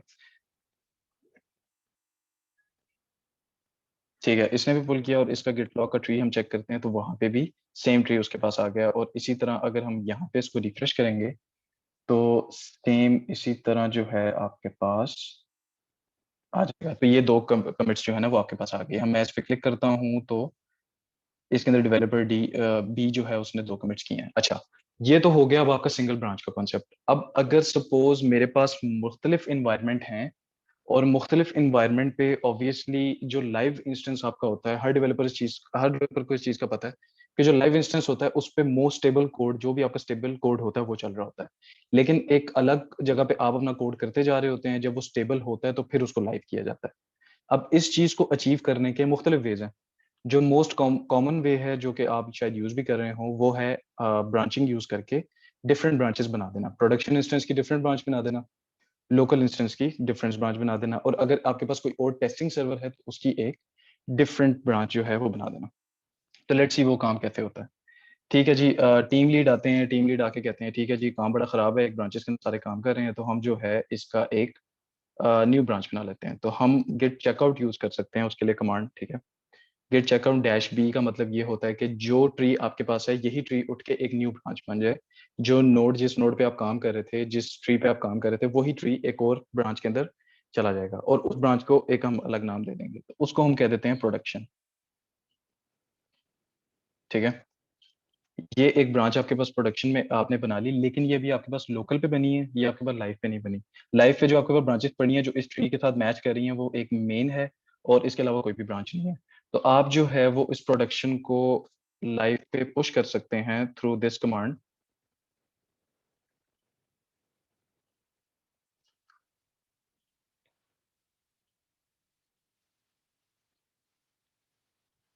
ठीक है, ये हमारी प्रोडक्शन पे जो है वो ब्रांच पुश हो गई। अब मेरे पास गिट लॉग में करूंगा तो मेरे पास प्रोडक्शन बेसिकली लाइव ट्री पे दो ब्रांचेस पड़ी हुई हैं, one is production and one is your main branch. ठीक है, अब ये जो प्रोडक्शन ब्रांच है इसका पर्पस हमने बना दिया कि ये ब्रांच हम यूज करेंगे फॉर प्रोडक्शन इंस्टेंस। मतलब जहाँ पे आपकी वेब एप्लीकेशन चल रही है, जो वेबसाइट है जैसे invozoone.com, तो invozoone.com पे जब मैं पुल करूंगा तो मैं प्रोडक्शन ब्रांच को डिप्लॉय कर दूंगा वहाँ पे, और इस ब्रांच को कोई भी छेड़ेगा नहीं, इस ब्रांच पे कोई भी कमिट नहीं करेगा। अब जब डेवलपर जिस ब्रांच पे काम कर रहे होंगे उसकी हम एक अलग ब्रांच बना देते हैं, उसको हम कह देते हैं git checkout dash B. Same वही प्रोसेस, डेवलपमेंट या डेवलप या कोई भी नाम आप दे सकते हैं इसको। तो हम एक डेवलपमेंट की ब्रांच बना देते हैं, ये ब्रांच बन गई। और सेम उसी प्रोसेस से इसको मैं रिमोट ट्री पे जो है ना वो पुश कर देता हूँ और ये मेरी ब्रांच का नाम आ गया। अच्छा, अब यहाँ पे जो है ना ये एक आपका प्रोफेशनल वे होता जा रहा है आहिस्ता आहिस्ता कि किस तरह बेसिकली मुख्तलिफ डेवलपर्स काम कर रहे होते हैं। ठीक है, अब आप जब गिट लॉग करेंगे तो आपके पास तीन ब्रांचेस हैं इस वक्त, मेन, प्रोडक्शन एंड डेवलपमेंट। हमारे जो यूजेबल ब्रांचेस हैं वो एक डेवलपमेंट है और एक प्रोडक्शन है। तो डेवलपर जो होंगे वो डेवलपमेंट पे काम कर रहे होंगे, जो इंस्टेंसेस चल रहे होंगे वो आपके प्रोडक्शन पे चल रहे होंगे, और आप इससे ही मल्टीपल ब्रांचेस भी बना सकते हैं। लेट सपोज आपने एक बैकअप लेके रखना है अपने कोड का, एक स्नैपशॉट बैकअप लेके रखना है। वैसे वर्जन हिस्ट्री में तो पड़ा ही होता है, लेकिन उस बैकअप को आपने बाद में यूज भी करना है। फॉर दैट पर्पस आप एक ब्रांच बना दें और उसको रिमोट पे पुश करें और उस पर कुछ भी चेंज ना करें, वो वैसे ही पड़ी रहेगी ब्रांच, उसको कोई चेंज नहीं करेगा। या आपने अपनी एप्लीकेशन के वर्जन सेव करने हैं, वर्जन 1 सेव करना है, वर्जन 2 सेव करना है, 3, तो आप मुख्तलिफ ब्रांचेस बना सकते हैं। ठीक है, अच्छा अब हम देखते हैं कि हम डेवलपमेंट पे किस तरह काम करते हैं और उसको प्रोडक्शन इंस्टेंस पे लाइव किस तरह कर सकते हैं। ठीक है, मैं अभी जिस ब्रांच पे हूँ, गिट ब्रांच अगर मैं लिखूंगा तो मुझे पता चल जाएगा कि मेरे लोकल ट्री पे कौन कौन सी ब्रांचेस मेरे पास पड़ी हुई हैं और मैं किस पे चेकआउट हुआ हूँ। मैं डेवलपमेंट पे भी चेकआउट हूँ, तो मतलब जो भी मैं काम करूंगा, कमिट करूंगा, वो इस ब्रांच पे कमिट होगा। ओके, ये तो इस यूजर ए जो है वो डेवलपमेंट पे है। अब यूजर बी के पास अगर मैं गिट लॉग करूं तो उसके पास अभी वो ब्रांचेस का उसको आइडिया नहीं है। उसकी रीजन ये है कि उसने जो है वो अपने रिमोट ट्री से नहीं पूछा कि आपने क्या क्या अपने ट्री में अपडेट किया या किसी ने क्या अपडेट किया। उसके लिए हम कमांड यूज करते हैं गेट फेच की। ठीक है, इसके मुख्तलिफ पैरामीटर्स होते हैं। गेट फेच डैश पी आप यूज कर सकते हैं, this is for pruning. Pruning basically ये होती है कि क्या पता आपके लोकल पे कुछ ऐसी ब्रांच पड़ी हो जो कि प्रोडक्शन से डिलीट हो गई हो, उसको आप डिलीट करना चाह रहे हो लोकल से भी। या आप ऑल यूज कर सकते हैं कि जितनी भी ब्रांचेस हैं उसका स्टेटस ले आओ, या गेट फेच भी यूज कर सकते हैं। तो हम यहाँ पे गेट फेच ऑल यूज करते हैं और हम है ना अपने लाइव के जो ट्री से है ना, ट्री से हम ब्रांचेस ले आते हैं, तो वो हमें बता देता है कि अभी दो ब्रांचेस इस ट्री के अंदर ऐड हुई हैं। अब जब मैं गिट लॉग करूंगा तो मेरे पास वो शो हो रही होंगी कि एक प्रोडक्शन की ब्रांच ऐड हुई है और एक डेवलपमेंट की ब्रांच ऐड हुई है। तो इसको सिंपल मूव करने के लिए किसी ब्रांच के मैं गिट चेकआउट यूज कर सकता हूँ, डेवलपमेंट ठीक है, अब मैं जो हूँ मैं भी डेवलपमेंट पे पॉइंट कर रहा हूँ और यूजर ए जो था वो भी डेवलपमेंट पे पॉइंट कर रहा है। ठीक है, अब हम दोनों जो है मतलब यूजर ए और यूजर बी जो है वो डेवलपमेंट के साथ प्ले करेंगे, डेवलपमेंट के ऊपर खेलेंगे और फिर हम जो है ना उसको प्रोडक्शन पे लेके जाएंगे। सिंपल हम क्या करते हैं यहाँ पे हम विम इंडेक्स डॉट जेएस, ये डेवलपर को एक और टास्क मिला कि इसमें एक और कंसोल लॉग लगाना है, हम एक और कंसोल लॉग लगा देते हैं।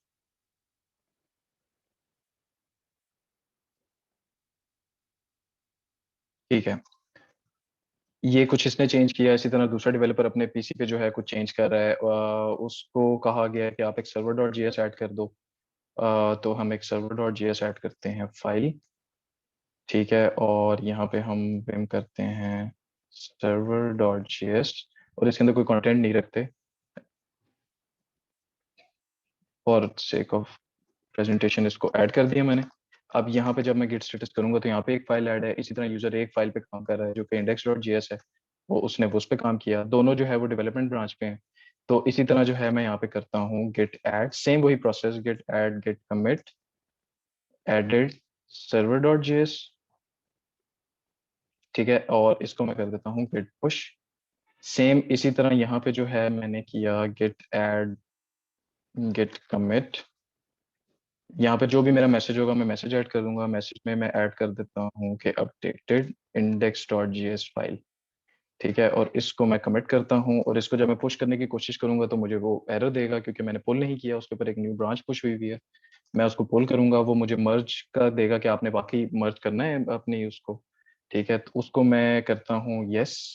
ये जो है ना, ये बेसिकली मैं आपको एक और चीज बता दूं, जो आपके पास मेरा जो डिफॉल्ट एडिटर है ना टर्मिनल का वो विम है, वो क्या पता आपके पास नैनो हो, तो वो सिस्टम डिपेंडेंट होता है। अगर आपके पास नैनो है तो उसको ऑपरेट करने का वे कुछ और होता है, उसमें आप कंट्रोल एक्स करके एग्जिट करते हैं। इसमें जो है वो आप राइट एंड क्विट मतलब डब्ल्यू एंड क्यू लिखते हैं। तो इसको आप ऐसे राइट, इसका मैं थोड़ा सा आपको बता भी देता हूँ। अगर मैं सिर्फ डब्ल्यू लिख के एंटर करूंगा तो ये राइट कर देगा, क्विट नहीं करेगा, क्यू से वो क्विट कर देता है। लेकिन कभी ऐसे होता है कि आपने चेंजेस किया, आपने फोर्स क्विट करना है, सेव नहीं करना, तो आप क्यू और एक्सक्लेमेशन मार्क लगा सकते हैं। और फोर्स राइट एंड क्विट करना है तो फोर्स राइट एंड क्विट आप ऐसे कर सकते हैं। तो ये एडिटर के ऊपर डिपेंड करता है। मैंने राइट एंड क्विट किया, यहाँ पे अब मेरे पास डेवलपमेंट का ट्री अपडेट हो गया। इसको मैं करता हूँ गेट पुश और मेरे पास इस तरह जो है अब डेवलपमेंट चल रही है, डेवलपमेंट के अंदर मैं जो है वो अपनी चेंजेस करता जा रहा हूँ और दूसरा डेवलपर भी करता जा रहा है और इस तरह मामला जो है वो चलता जा रहा है। अब प्रोडक्शन इंस्टेंस की बात कर लेते हैं। प्रोडक्शन इंस्टेंस पे अभी जो कोड डिप्लॉयड है वो प्रोडक्शन ब्रांच डिप्लॉयड है। हम अगर प्रोडक्शन पे चेकआउट करें तो मेरे पास जो कमिट डिप्लॉयड है इस वक्त वो ये वाली कमिट डिप्लॉयड है, and index dot JS file. अब जो दो कमिट्स अभी दो यूजर्स ने की हैं वो मैंने प्रोडक्शन के ऊपर लेके जानी है और उनको मैंने लाइव करना है। लाइव कैसे करना है वो एक अलग कहानी है, वो आप मतलब वो सर्वर डिपेंडेंट होता है, हम उसकी बात नहीं करेंगे। हम सिर्फ ये देखेंगे कि इस कमिट इन दो कमिट्स को वहां तक लेके कैसे जाना है। इसमें आपकी दो कमांड्स यूज हो सकती हैं, one is your git merge, ठीक है, and second one is your git rebase. इन दोनों कमांड्स का पर्पस अलग अलग है, इनकी हम बात करते हैं कि वो किस तरह होता है। सबसे पहले हम देखते हैं कि हम डेवलपमेंट ब्रांच के अंदर जो चेंजेस की थी वो प्रोडक्शन ब्रांच के अंदर कैसे लेके जाएंगे। अभी मैं बैठा हुआ हूँ गेट प्रोडक्शन ब्रांच प्रोडक्शन पे। ठीक है, और अगर मैं गेट चेकआउट डेवलपमेंट करूँ तो मेरे पास यहाँ पे लॉग ओपन करूँ तो मेरे पास ये वाली कमिट है। ठीक है, अब मेक श्योर करने के लिए मैं एक दफा पुल कर लेता हूँ कि किसी ने कुछ चेंज तो नहीं किया इसके अंदर, या मैं फेच कर लेता हूँ, फेच करूंगा तो मुझे आइडिया हो जाएगा कि किसी ने कुछ चेंज किया है। जी जी, क्वेश्चन है कोई किसी का?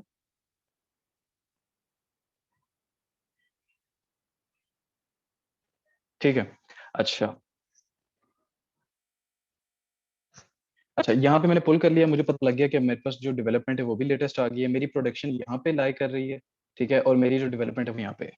अब ये जो चेंजेस है मैंने लेके जानी है अपने प्रोडक्शन इंस्टेंस के अंदर, तो सिंपल इसका प्रोसेस होता है, मैं अपने प्रोडक्शन के अंदर चेकआउट करता हूँ और मैं सिंपल गिट मर्ज डेवलपमेंट करता हूँ। अब जब मैं गिट मर्ज डेवलपमेंट चलाऊंगा तो एक्चुअली होगा क्या, एक्चुअली होगा ये कि वो जो तीन कमिट्स हैं वो वन बाय वन करके प्रोडक्शन इंस्टेंस कह रहा हूँ, प्रोडक्शन ब्रांच के अंदर आती रहेंगी। मतलब सबसे पहले वो ये कमिट उठाएगा, उसको प्रोडक्शन में रखेगा, फिर ये कमिट उठाएगा, फिर उसको प्रोडक्शन में रखेगा, फिर ये कमिट उठाएगा और उसको जो है वो प्रोडक्शन में रखेगा। तो अगर जैसे मैं मर्ज पे क्लिक करता हूँ तो उसने क्या किया कि सारी की सारी कमिट्स ऐड की उसने यहाँ पे फास्ट फॉरवर्ड का हमें सिंबल दे दिया कि ठीक है जी मैंने सारी की सारी कर दी हैं और सारी की सारी हो गई हैं और ये टोटल चेंजेस हुई हैं। अब जब मैं गिट लॉग करता हूँ तो मेरे पास प्रोडक्शन भी अपडेट हो जाती है। ठीक है, इसको मैं सेम उसी तरीके से जो है वो पुश कर सकता हूँ। ठीक है, और गिट पुश भी यूज कर सकते हैं, ओरिजिन प्रोडक्शन भी यूज कर सकते हैं। इसको मैं पुश कर दूंगा और इसको जिस सर्वर पे मैंने डिप्लॉय करना होगा वहां पे मैं गिट पुल करूंगा, और जिस तरह भी डिप्लॉयमेंट का आप लोगों का प्रोसेस है वो आप चला के जो है उसको डिप्लॉय कर सकते हैं। तो ये एक बड़ा सिंपल सा सिनेरियो था जिसके अंदर ना आप डेवलपमेंट का अलग कोड बेस मैनेज कर सकते हैं और प्रोडक्शन का अलग कोड बेस मैनेज कर सकते हैं। ठीक है, तो ये एक प्रोजेक्ट है। अभी तक अगर किसी का कोई क्वेश्चन या कोई कंफ्यूजन अभी तक हो तो वो मेरे से पूछ ले।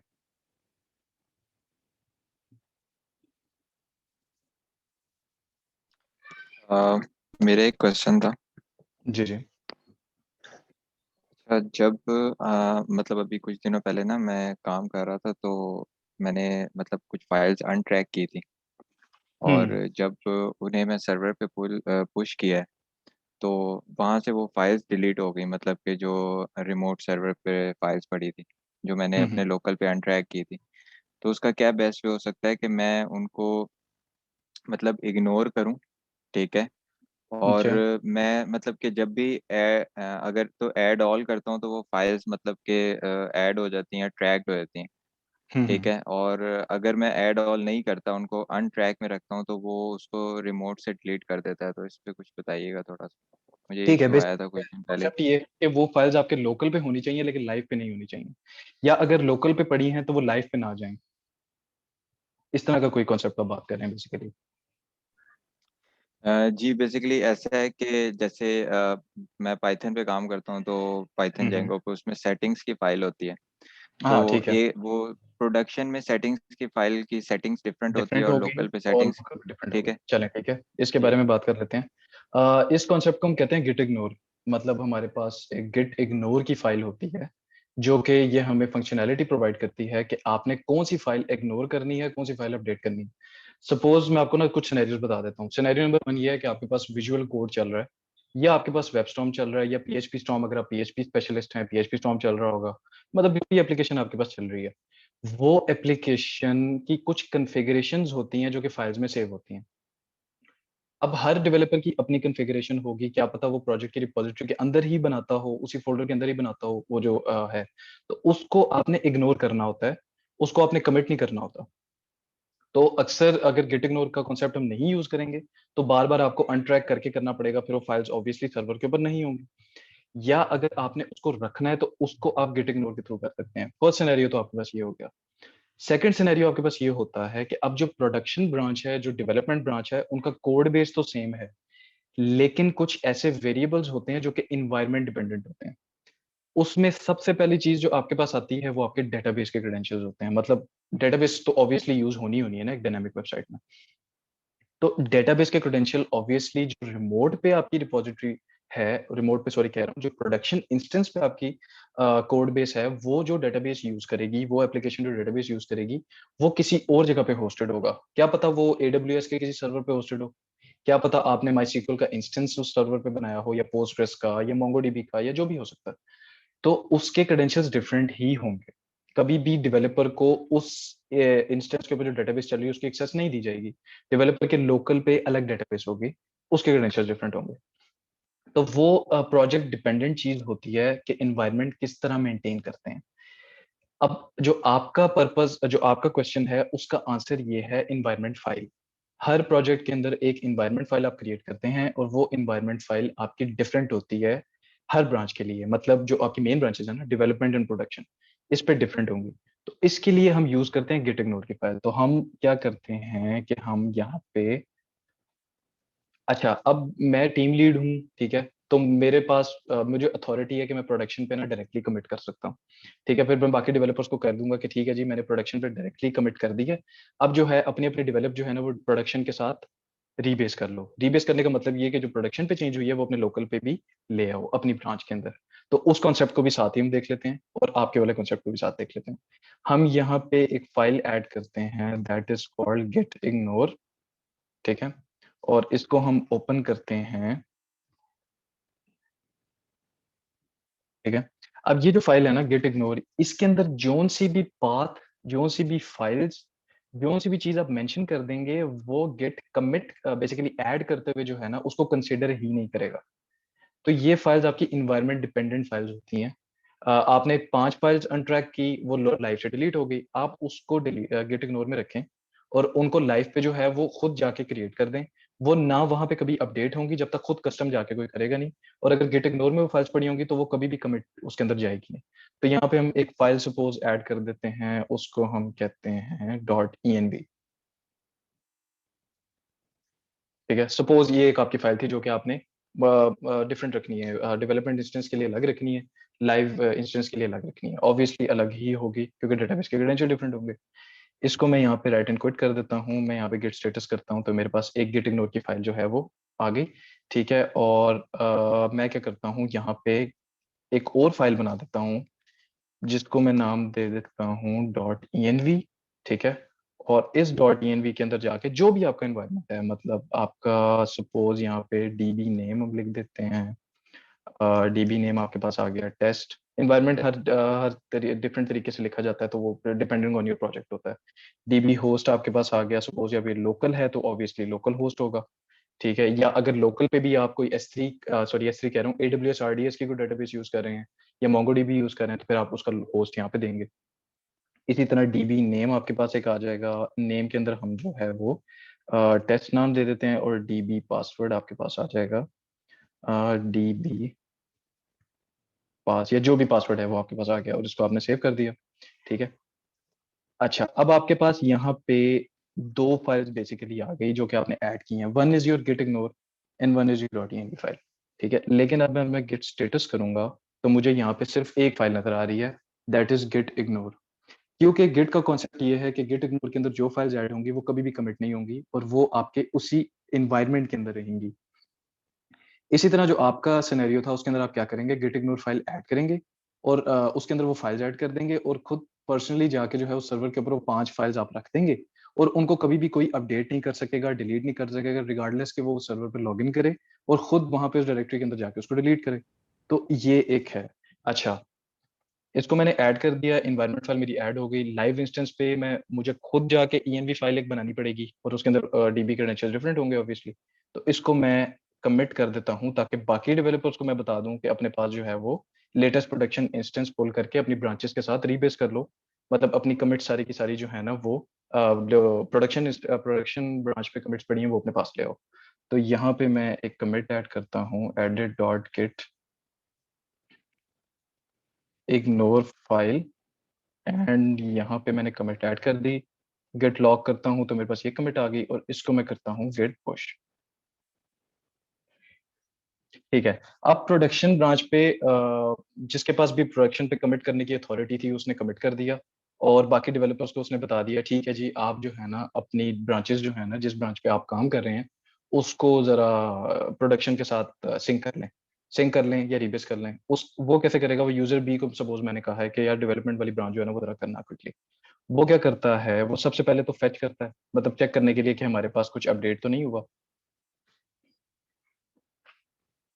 ठीक है, उसने फेच किया, उसको पता चला अच्छा प्रोडक्शन के अंदर कुछ पुश हुआ है। ठीक है, तो वो मैं करता हूँ गेट चेकआउट प्रोडक्शन। ठीक है, और इसको मैं कर लेता हूँ पुल। ठीक है, ये मेरे पास ऑलरेडी अप टू डेट है।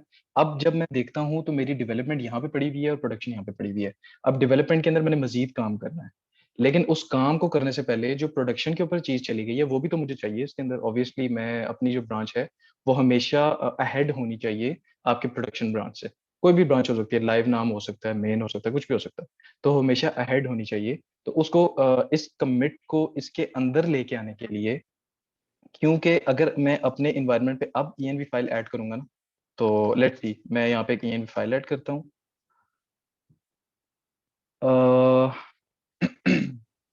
यहाँ पे मैंने env फाइल ऐड की और जब मैंने यहाँ पे गेट स्टेटस किया तो मुझे वो env फाइल टेक्निकली नजर आ रही होगी। एक मिनट, इसको हम गेट विम env ओपन करके ओपन करते हैं और यहाँ पे जो है हम सेम क्रेडेंशियल्स वगैरह जो है वो ऐड कर सकते हैं। तो अभी मैं फिलहाल ऐड नहीं कर रहा, सिर्फ मैं एक टेक्स्ट जो है वो सेव करके कर लेता हूँ। अच्छा, अब यहाँ पे जब मैं गिट स्टेटस करता हूँ तो 1 मिनट। अच्छा, यहाँ पे भी गिट इग्नोर की फाइल बनी हुई है एक्चुअली, और यहाँ पे भी बनी हुई है। ठीक है, वो गिट इग्नोर में पड़ी हुई है, दैट्स वाई मेरे पास जो है वो नहीं आ रहा। User A test and this is user B test. ठीक है, वो गेट इग्नोर की फाइल मैंने क्योंकि अब प्रोडक्शन इंस्टेंस के ऊपर मैं आ गया ना, और प्रोडक्शन में चेकआउट हुआ हूँ, तो उसके ऊपर मेरे पास गेट इग्नोर की फाइल पड़ी हुई है, तो दैट्स वाई वो एनवी नहीं बता रहा। लेकिन जब मैं डेवलपमेंट में जाऊंगा तो डेवलपमेंट के अंदर मेरे पास वो कमिट नहीं होगी, और यहाँ पे जब मैं गेट स्टेटस करूंगा तो तब मुझे ENV की फाइल जो है वो ट्रैक में, हमें उसको ट्रैक करना पड़ेगा। तो दैट्स वाई मतलब कुछ इस तरह की चेंजेस होती हैं जो प्रोडक्शन पे आ जाती है, तो हमेशा आपकी ब्रांच अहेड होनी चाहिए, कमिट्स आपके पास होनी चाहिए, तभी आप जो है वो डेवलपमेंट कर सकते हैं। तो उसको करने के लिए मैं सिंपल एक कमांड यूज कर सकता हूँ, that is git rebase production. अच्छा, अब जब मैं ये वाली कमांड रन करूंगा तो क्या होगा कि प्रोडक्शन ब्रांच के ऊपर जितने भी कमिट्स होंगी वो आपकी लोकल ब्रांच पे आ जाएगी, और अगर लोकल ब्रांच बेसिकली जो डेवलपमेंट है उसके अंदर अगर कोई कमिट आपने की हुई है जो कि प्रोडक्शन इंस्टेंस के प्रोडक्शन की लेटेस्ट ब्रांच के बाद आपने बनाई थी, तो वो उसके ऊपर आ जाएगी। लेकिन अभी फिलहाल कोई ऐसी कमिट नहीं है, तो इसको रीबेस करने से पहले हम एक इसके अंदर कमिट ऐड कर देते हैं। हम यहाँ पे करते हैं, लेट्स सपोज यहाँ पे server dot GS file update कर देते हैं। सर्वर डॉट जीएस फाइल में टेस्टिंग फाइल थी, अब इसके अंदर जी मुझे टास्क आ गया। यहाँ पे सपोज मैंने इफ का एक कंडीशन लगानी है, कुछ भी हो सकती है, मतलब सपोज एक फंक्शन मैंने ऐड किया या जो भी मैंने किया इसके अंदर। ठीक है, इसको मैं सेव कर देता हूँ और इसको मैं कमिट कर देता हूँ गेट ऐड। ठीक है, यहाँ पे अच्छा, अगर सपोज आप गिट ऐड कर दें और आपको गलती से जो है वो मतलब कुछ कमिट्स आपने, कुछ फाइल्स जो है वो आपने ना कमिट करनी हो या ऐड ना करनी हो, तो आप रीसेट कर सकते हैं। और गिट रीसेट जब आप करेंगे तो आपकी जितनी भी ट्रैक्ड फाइल्स होंगी वो वापस आ जाएंगी। तो आप अब जब स्टेटस करेंगे ना तो वो ट्रैक से खत्म हो चुकी हैं। तो मैं यहाँ पे करता हूँ,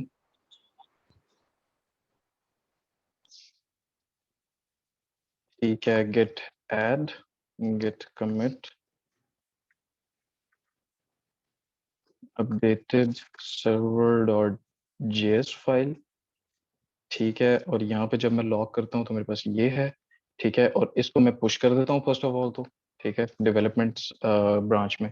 ठीक है, और अब जो है मैंने इसको रीबेस करना है अपनी प्रोडक्शन इंस्टेंस से। ठीक है, तो अब जब मैं लॉग करता हूँ तो लॉग करके मुझे पता चलता है कि मेरा प्रोडक्शन यहाँ पे नहीं है, तो मैं इसको इजीली जो है वो रीबेस कर दूंगा प्रोडक्शन से। क्योंकि अगर आपकी ब्रांच के अंदर प्रोडक्शन की सारी कमिट्स नहीं होंगी तो प्रोडक्शन के ऊपर आप कभी भी मर्ज जो है ना वो नहीं कर सकेंगे डेवलपमेंट को। वो चेक करता है कि आपका जो प्रोडक्शन का ट्री है वो एग्जिस्ट कर रहा है उस ब्रांच के अंदर, उसके फिर वो चेक करता है कि उसके ऊपर कोई और कमिट्स एग्जिस्ट करती हैं, देन ही आप प्रोडक्शन के अंदर डेवलपमेंट को मर्ज कर पाएंगे। या कोई और भी ब्रांचेस हो सकती हैं जिसको आपने मर्ज करना हो, तो हमेशा ट्री पहले मैच होता है।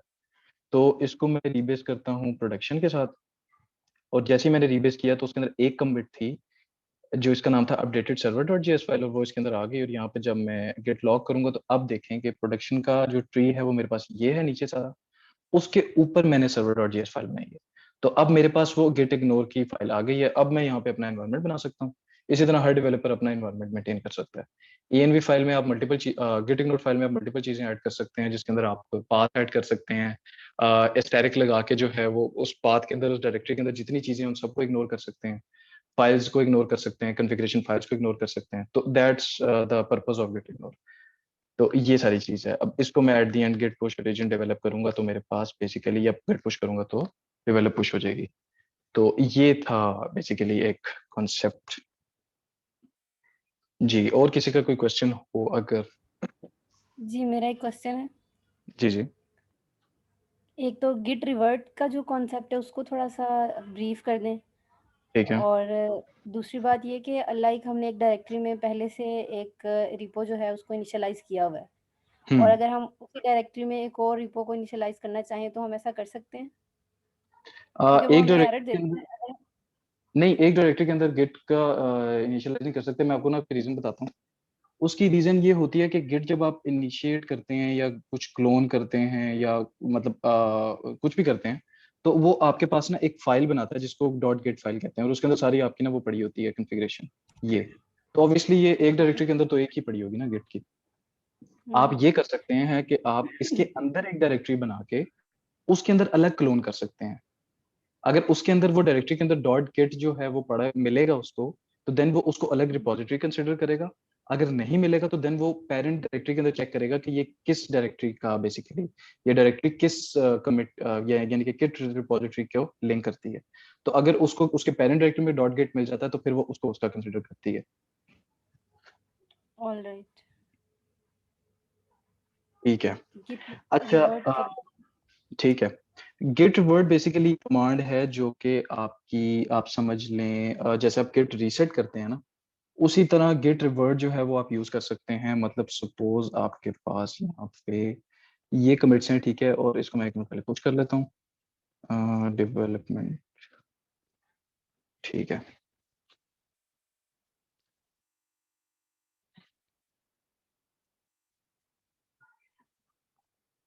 ठीक है।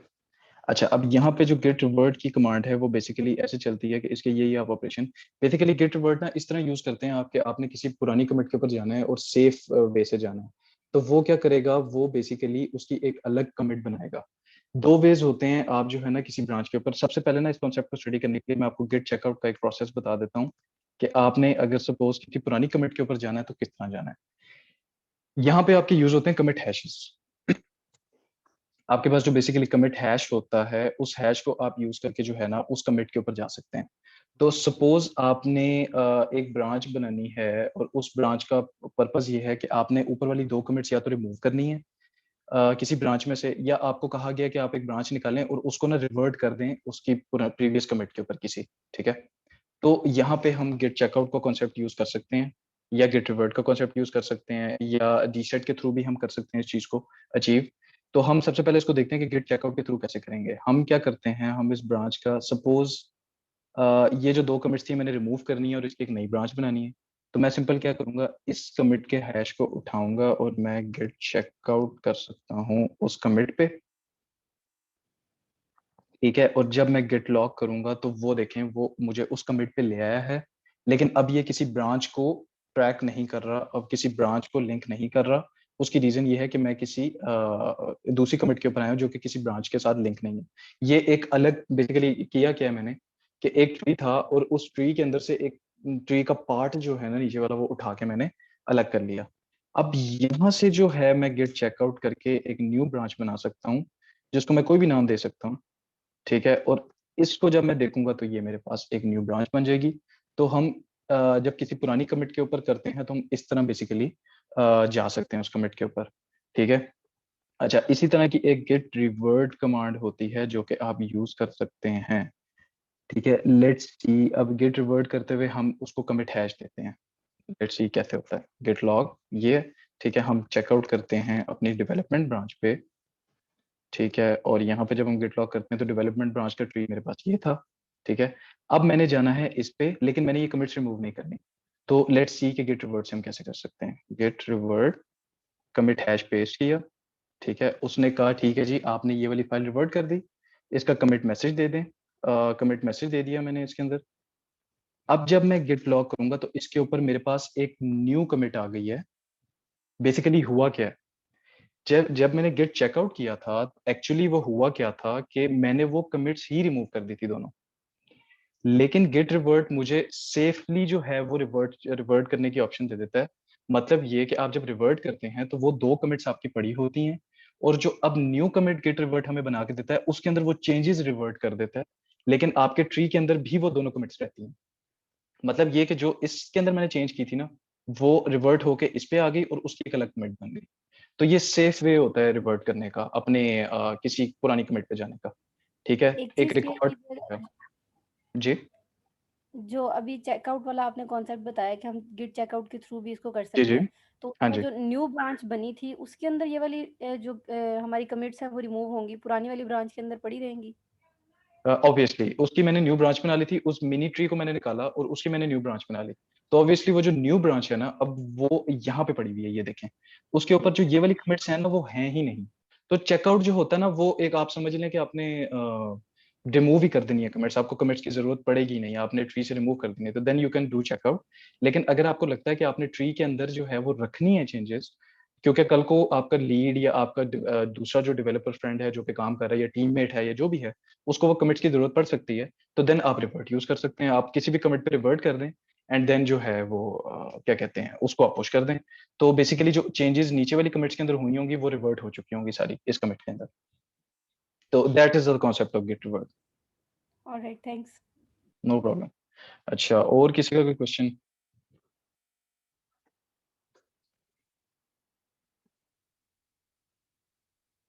No, all good. All good, okay. I think that's it. जी जी, ठीक है, आई थिंक दैट्स इट। अब थोड़ा सा हम प्रेजेंटेशन को रिज्यूम करते हैं। एक्सपेक्टेशन से थोड़ा बड़ा हो गया डेमो, तो लेट्स सी। इसके अंदर कुछ कमांड्स मैंने जो है वो आपको बता दी हैं, मतलब चला के कि किस तरह जो है आप उसको यूज कर सकते हैं। ओके, गिट स्टैश एक कमांड है, इसको हम देख लेते हैं जो कि थोड़ी यूज होती है। गिट फेच, पुरानी कमिट को आपने एडिट करना हो तो आप गिट कमिट अमेंड यूज कर सकते हैं। Git ignore file commit hashes का आपको पता चल गया, रीबेसिंग का आपको मर्जिंग का पता चल गया। और इसके अंदर जो एक कमांड हमारी रह गई है वो है git stash. Okay, git stash basically आपका लोकल पे ना एक आप समझ लें एक स्टैश ही समझ लें, एक एक फोल्डर समझ लें या एक डब्बा ऐसा समझ लें जिसके अंदर आप जो है ना अपनी चेंजेस को स्टैश करके सेव कर सकते हैं। क्या पता आपने जो है वो किसी ब्रांच में चेकआउट करना हो और वो ब्रांच आपको चेंजेस की वजह से चेकआउट ना करने दे रही हो, तो आप गिट स्टैश यूज कर सकते हैं। और स्टैश जो है वो एज अ स्टैक काम कर रहा होता है। तो मतलब ये कि जब आप एक फाइल, सपोज यहाँ पे हम गिट स्टेटस करते हैं, अभी कुछ चेंज यहाँ पे नहीं है डेवलपमेंट ब्रांच में, मैं यहाँ पे एक क्रिएट करता हूँ फाइल, विम से आई थिंक डायरेक्टली भी क्रिएट हो जाती है। 1.txt जो है ना मैंने क्रिएट किया है, और यहाँ पे मैं ऐड करता हूँ this is the text file. ठीक है, ये मैंने टेक्स्ट फाइल ऐड की और मैंने गिट स्टेटस किया। ठीक है, और मैं इसको चेकआउट करना चाह रहा हूँ किसी ब्रांच पे या कुछ ऐसा काम करना चाह रहा हूँ, लेकिन मुझे गिट जो है वो करने नहीं दे रहा ड्यू टू दिस फाइल। तो आप इसको स्टैश कर सकते हैं, आप इसको उस डब्बे के अंदर ना स्टैक में सेव कर सकते हैं, ताकि आप उस टैग में सेव करते रहे, जब आपको उसकी जरूरत हो तो आप उसको उस टैग से निकाल के जो है वो अपने पास वापस ले आए। उसके लिए कमांड यूज होती है गेट स्टैश। तो ये उसको अपने लोकल पे जो है ना वो स्टैश कर देता है कमांड। ठीक है, क्योंकि ये न्यू फाइल ऐड हुई है तो इसको ओके ओके गेट ऐड करते हैं इसको पहले, गेट कमिट करते हैं, न्यू फाइल को स्टैश नहीं करने देता वो। एडिट 1.txt फाइल, ठीक है, और गेट लॉक करते हैं। ओके, अब मैं यहाँ पे इसको दोबारा ओपन करता हूँ। ठीक है, this is a text file named as 1.txt। ठीक है, अब मैं गेट डिफरेंस करता हूँ तो वो मुझे डिफरेंस में देगा। ठीक है, अब इसको जो है इस चेंज को मैं स्टैश करके उस में जो है ना वो सेव कर सकता हूँ। तो उसने उस स्टैश का एक हैश बनाया, मिनी हैश। अगर आपने सपोज डायरेक्टली मल्टीपल स्टैश किए हुए हैं और उस स्टैश को आपने उठाना है सिर्फ, तो आप इसके थ्रू उठा सकते हैं, और उसने जो है वो कर दिया। अब जब मैं गिट स्टेटस करूंगा ना तो वो मेरे पास कोई कमिट मुझे नजर यहाँ पे नजर नहीं आ रही, और मैंने अब कमिट कह रहा हूँ कोई फाइल चेंज नजर नहीं आ रहा, और अब मैंने उस स्टैश के ऊपर से उठाना है, तो या तो मैं इसको यूज करके कर सकता हूँ, या मैंने अगर एक ही सपोज किया हुआ है या दो किए हुए हैं और जो सबसे टॉप पे जो चीज पड़ी है उसको करना है, तो आप गिट स्टैश पॉप यूज कर सकते हैं। गिट स्टैश पॉप करेंगे तो आपके पास वही चेंज जो है वो आपको दोबारा मिलना शुरू हो जाएगी। तो ये काफी एक यूजफुल चीज है मतलब यूज करने के लिए, जब आप डिप्लॉयमेंट कर रहे होते हैं तो उसमें काफी चीज जो है ना इस चीज की जरूरत पड़ती है। अच्छा, एक तो ये चीज हो गई, और अगर सपोज मैंने अपनी सारी की सारी चेंजेस वो करनी है, रीसेट करनी है, तो मैं गिट चेकआउट ऑल यूज कर सकता हूँ, या स्पेसिफिकली एक फाइल करनी है तो मैं उसको मेंशन कर सकता हूँ, वो जो है वो डिफरेंस खत्म कर देगा उसमें से। अच्छा, एक ये चीज होगी। गेट लॉक करता हूँ यहाँ पे। अच्छा, मैंने इस कमिट को पुश नहीं किया हुआ, लेकिन मैंने ना इस कमिट का मैसेज अपडेट करना है, तो that is git commit amend करके जो है ना मैं इसको इसका जो है ना वो अपडेट कर सकता हूँ मैसेज। ये मैंने डॉट लगाना भूल गया था, लेट्स सपोज इसको मैंने ऐड कर दिया। अब जब मैं गेट लॉक करूंगा तो मेरे पास मैसेज अपडेट हो जाएगा। So guys, this was a small session on git. आगे कंटिन्यू करते हैं जिसमें हमारे पास सारे कॉन्सेप्ट्स आई थिंक क्लियर हैं। तो ये काफ़ी बेसिक चीज़ है, मतलब आप जब अपने किसी एनवायरनमेंट के ऊपर जाएँगे तो आपके पास मुख्तलिफ सिनेरियोज़ आएँगे जिसके अंदर आपको थोड़ी-सी हेल्प भी चाहिए होगी, उसके लिए मैं अवेलेबल हूँ, बाकी लोग अवेलेबल हैं। तो खुद अपने प्रोजेक्ट्स जो कि डेवलपर्स जो गिट के ऊपर नहीं हैं जिनके प्रोजेक्ट्स, मैं उनको सजेस्ट करूँगा कि अपने प्रोजेक्ट्स गिट के ऊपर ले आएँ और इस तरीके से जो है ना आपकी काफ़ी जो है ना वो हेल्प हो जाएगी इसमें प्रोजेक्ट डिलीवरी में, और काफ़ी एफिशिएंसी जो है ना वो आप दिखा सकेंगे। ठीक है, मूव करते हैं। अच्छा, इसके अंदर एक सिंपल अच्छी वेबसाइट है, आदिल अशरफ मेरी टीम में एक डेवलपर हैं जिन्होंने मुझे इसका बताया है, getexplorer.com। आपने किसी भी कमांड का अगर देखना हो तो आप जो है इसके अंदर से जाके अपना जो है वो देखिए, बड़ी एक लाइट वेट वेबसाइट है जिसके अंदर ना आप देख सकते हैं कि अगर आपने रीनेम करना है किसी चीज़ को, किसको करना है, फाइल को रीनेम करना है तो गिट के थ्रू किस तरह कर सकते हैं। या आपने मर्ज करना है, क्या मर्ज करना है, single file from other branch, इस ब्रांच में मर्ज करनी है या एक ब्रांच को दूसरी ब्रांच के साथ मर्ज करना है, तो ये कर सकते हैं। तो इस वेबसाइट के ऊपर जाके जो है वो आप अपनी कमांड्स को देख सकते हैं, जो कि काफ़ी जो है ना एक अच्छी चीज़ है। एंड सेकेंडली जो है वो एक मेरे पास आर्टिकल है जो कि प्रेजेंटेशन में अवेलेबल है। ये प्रेजेंटेशन भी मैं शेयर कर दूंगा विद और लिंक्स भी मैं आपके साथ शेयर करूंगा, जिसके अंदर मजीद कुछ कॉन्सेप्ट्स होंगे। And I think that is all, so thank you very much for this meeting. And किसी का अगर कोई क्वेश्चन है तो वो मेरे से कर ले, और किसी को कोई भी हेल्प चाहिए तो I am available on slack, you can communicate with me, मैं आपको जो है वो हेल्प आउट करने में रेडी हूँ। कुछ लोगों के मैसेजेस चैट बॉक्स में हैं, आप अगर उन्हें देख लें तो। ओके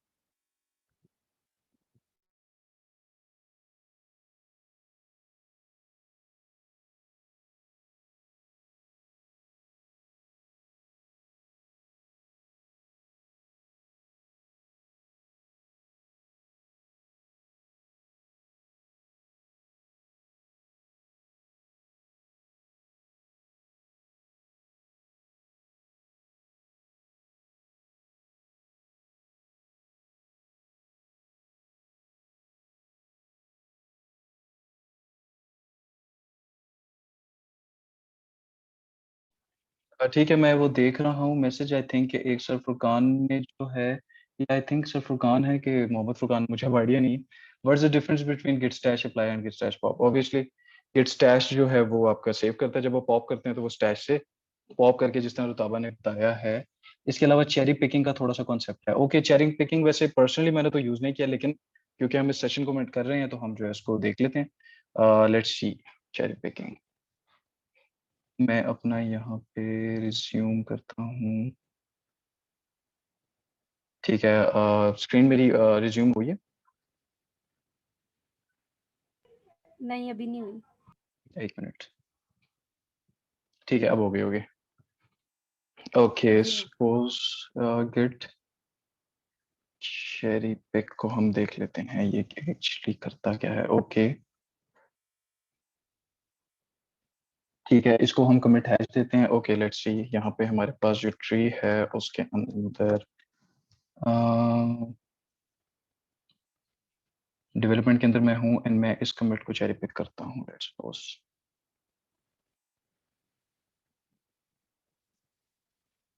पहले इसको मैं पुश कर लेता हूँ एक दफा।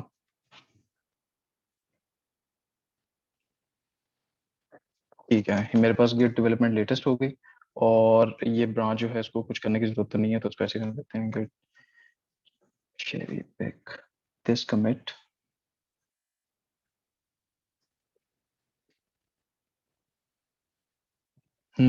ओके, यहाँ पे उसने किया ये है एक्चुअली कि उस कमिट को उठा के ऊपर लेके आया है, और उसको उसने न्यू कमिट हैश दिया है कि पुराना कमिट हैश है 7FPA। ओके, ठीक है, और यहाँ पे महमूद हम भाई git मैं एक्सप्लेन कर बताएं। सकता हूँ, चेरी पिक मैंने यूज हाँ जी, किया हुआ बताएं है। बताएं बताएं बताएं। असल में चेरी पिक ये होता है, अगर हमने ना किसी ब्रांच में से जस्ट एक कमिट उठानी है किसी दूसरी ब्रांच में, तो हम उसके लिए यूज करते हैं। नहीं तो वो फिर गेट चेरी पिक जो होगा वो फिर उससे डिफरेंस कैसे, रिवर्ट से कैसे डिफरेंट होगा? रिवर्ट भी तो वही काम कर रहा है। नहीं, वो जस्ट हमने कमिट उठानी है बस, वो कमिट वहीं पे रहेगी, रिवर्ट तो नहीं होगी। सपोज एक ब्रांच से मैंने जस्ट एक कमिट उठानी है दूसरी ब्रांच में। ठीक है, सही है। तो अगर मैं चेरी पिक करता हूँ और मैंने कमिट उठा के दूसरी ब्रांच के अंदर मूव करनी है तो उसका प्रोसेस क्या होगा? उसका यही है, वो हैश के थ्रू ही होगा।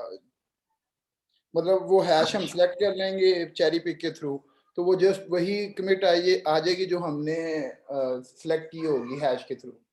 ठीक है, मैं समझ गया हूँ। अच्छा, आई थिंक रुताबा ये आंसर था इसका। असल में इसका सिनेरियो यूँ होता है कि अगर आपको किसी और डेवलपर का कुछ काम चाहिए, लेकिन सिर्फ एक कमिट का काम चाहिए, आप पूरी ब्रांच से उसको रीबेस या मर्ज नहीं करना चाह रहे, तो फिर ताकि आपका ट्री जो है लॉग वाला वो क्लीन रहे, तो फिर वो कहते हैं कि चेरी पिक कर लेना चाहिए, बजाय इसके कि आप उस ब्रांच को अपनी ब्रांच में मर्ज करें या फिर बिल्कुल। आपने रीबेस भी ना करनी हो, तो ये उस सिनेरियो में यूज होती है। ठीक है, सही है। अच्छा, चेरी पिकिंग बेसिकली गेट एक ऐसी चीज है कि आप ना मल्टीपल वेज से मल्टीपल काम कर सकते हैं। तो हम जो चेरी पिकिंग कर रहे होते हैं वो मोस्टली चेकआउट के साथ कर रहे होते हैं। मैं पर्सनली जो यूज करता हूँ ना वो चेकआउट के साथ कर रहा होता हूँ। मतलब क्विकली, मैं आपको पता ही है कि डेली बेस पे जिस बंदे ने गेट के साथ काम करना है, क्योंकि मेरी वन ऑफ द रिस्पॉन्सिबिलिटीज मेरी यही होती है कि मैंने ब्रांच मर्जिंग करनी होती है और डिप्लॉयमेंट करनी होती है, तो उसके अंदर गेट काफी यूज हो रहा होता है। तो उसके अंदर मैं क्विकली जो है वो चेकआउट के थ्रू कर रहा होता हूँ। तो then of course you can use cherry pick. बहुत सारी ऐसी कमांड्स हैं जो कि मैंने नहीं यूज की होंगी। बहुत सारी ऐसी कमांड है जो रुताबा आपने यूज नहीं की होंगी, जिसका नहीं पता होगा। बहुत सारी ऐसी कमांड भी हो सकती हैं जो कि आपने यूज की हो लेकिन मैंने यूज नहीं। तो it depends on your daily. और इसको जो है वैसे भी किसी सेशन के अंदर जो है हम गेट को ट्रेन तो नहीं कर सकते, लेकिन जब आप इसको रियल लाइफ में अपने किसी प्रोजेक्ट में यूज करना स्टार्ट करेंगी, आप सब डेव्स जो है अपने यूज करना स्टार्ट करेंगे, देन आपको जो है वो सिनेरियो वाइज जो है आपको चीजों का पता लगेगा कि किस तरह जो है आप उसको यूज कर सकते हैं।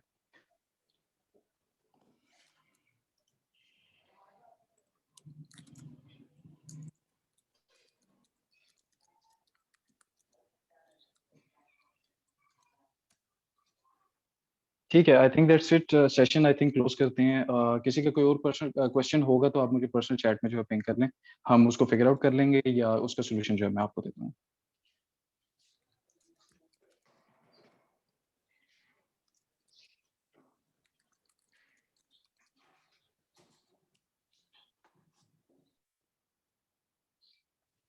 Thank you. चलें, ठीक है, thank you so much guys. और लेट्स होप के दोबारा से इस तरह का कोई सेशन जो है हम प्लान करें। आई एम प्लानिंग के RxJS स्पेशली नोड या जावास्क्रिप्ट के डेवलपर्स हैं, उनको एक RxJS का सेशन दें, तो मैं जो है वो HR के साथ कम्युनिकेट करता हूँ। तो आई थिंक नेक्स्ट मंथ में जो है हम वो वाला सेशन करें। तो लेट्स सी कि फिर उसका हम क्या कर सकते हैं। तो thank you so much for joining this meeting and hope for the best and good luck. Allah Hafiz. Allah Hafiz. Allah Hafiz. Allah Hafiz.